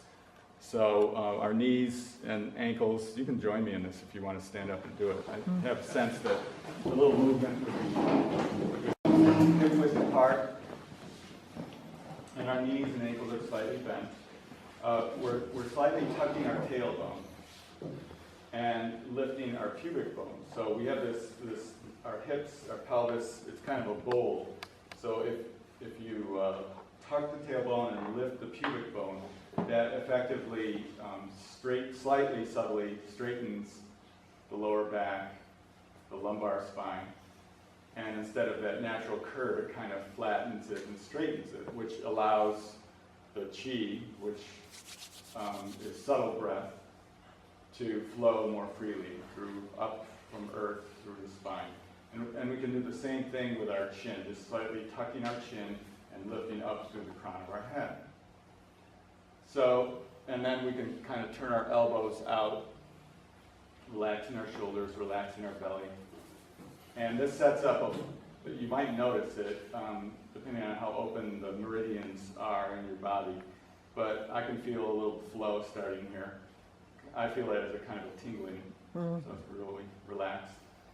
And so then out of this can come all kinds of forms.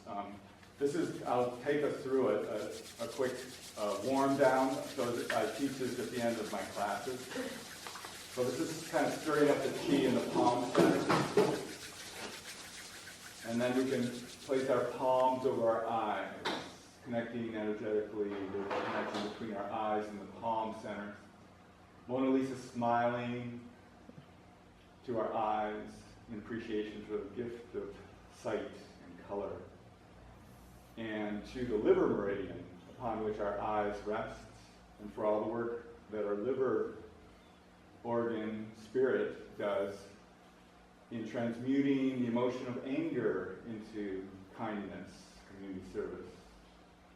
And then, again, rubbing hands together. Bringing our hands to our ears. Mona Lisa smiling in appreciation to our ears for the gift of hearing and music.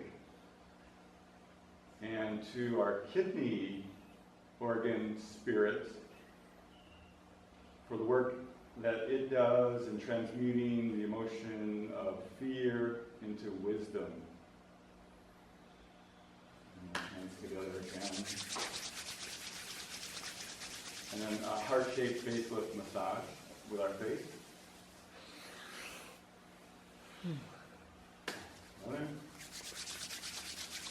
And then up and around behind your head, down the neck. And then creating a fist with our right hand and connecting it to our neck on the left side. Shoulder blade, outside of the arm. So we're stirring up the chi. This is bone marrow chi, activating the subtle breath, the bone marrow, and then a fist with the left hand over here. Move down the outside of the right arm, up the inside, another pass, and then the left ribs from top to bottom, over to the right ribs, down the front, and then the right leg with fist, taking it down as far as you can comfortably go. Perhaps including the foot coming up the inside, outside of the leg, going back down the front and back. And then we'll go over to the left leg, down the front, back. Up the front, back down. And then our tailbone. Moving up the spine, maybe hitting a couple ribs. Back to the tailbone. And then with the back of our hands, massaging the area around our kidneys. So again, this is activating the chi in our kidneys. And then turning our palms around so the palm of our hand gently cupping.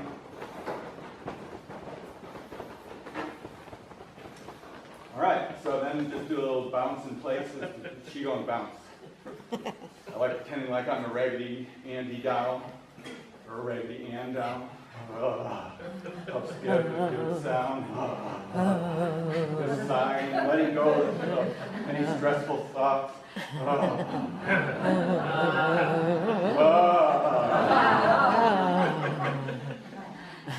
All right. So now hinging at the hips, bending at the knees. Be comfortable, don't strain or anything. Transmuting our fingers into energetic rakes. And slowly straightening, combing through our auric body and our physical body, gathering any remaining residue, rising up on the balls of our feet and Do another pass here. Relaxing the hands with intention. Gathering any remaining residue. And. All right, so closing the left foot to the right foot. And on our next breath in, slowly raising our arms up, pulling up some earth chi with intention. And then turning our palms to face up, exhaling our hands back down toward our body. Next breath in, raising our arms up again, bringing them together in prayer hands overhead, grabbing some sky chi from the universe, and then exhaling our hands and our energy toward our hearts. Acknowledging our hearts as centers of unconditional love within ourselves, as well as within the hearts of all those around us. Bowing to the heart of all humanity, turning our fingers straight down into the earth, creating a triangle over our bellies. Acknowledging our ongoing roles as living, energetic bridges between earth and sky. Consciously cultivating universal life force in us, around us, and through us. Bringing our hands to our sides and bowing to the heart of all creation and the great beyond. Taking a moment to pause, to feel earth below, sky above. Smiling to all creation. And when we're ready, slowly opening our eyes and bringing our attention back to the room.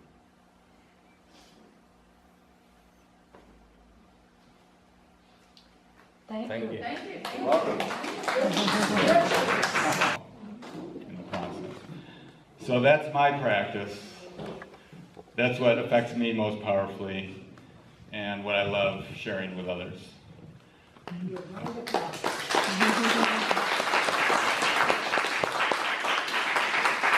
I have a couple of workshops coming up. I think there's flyers over there.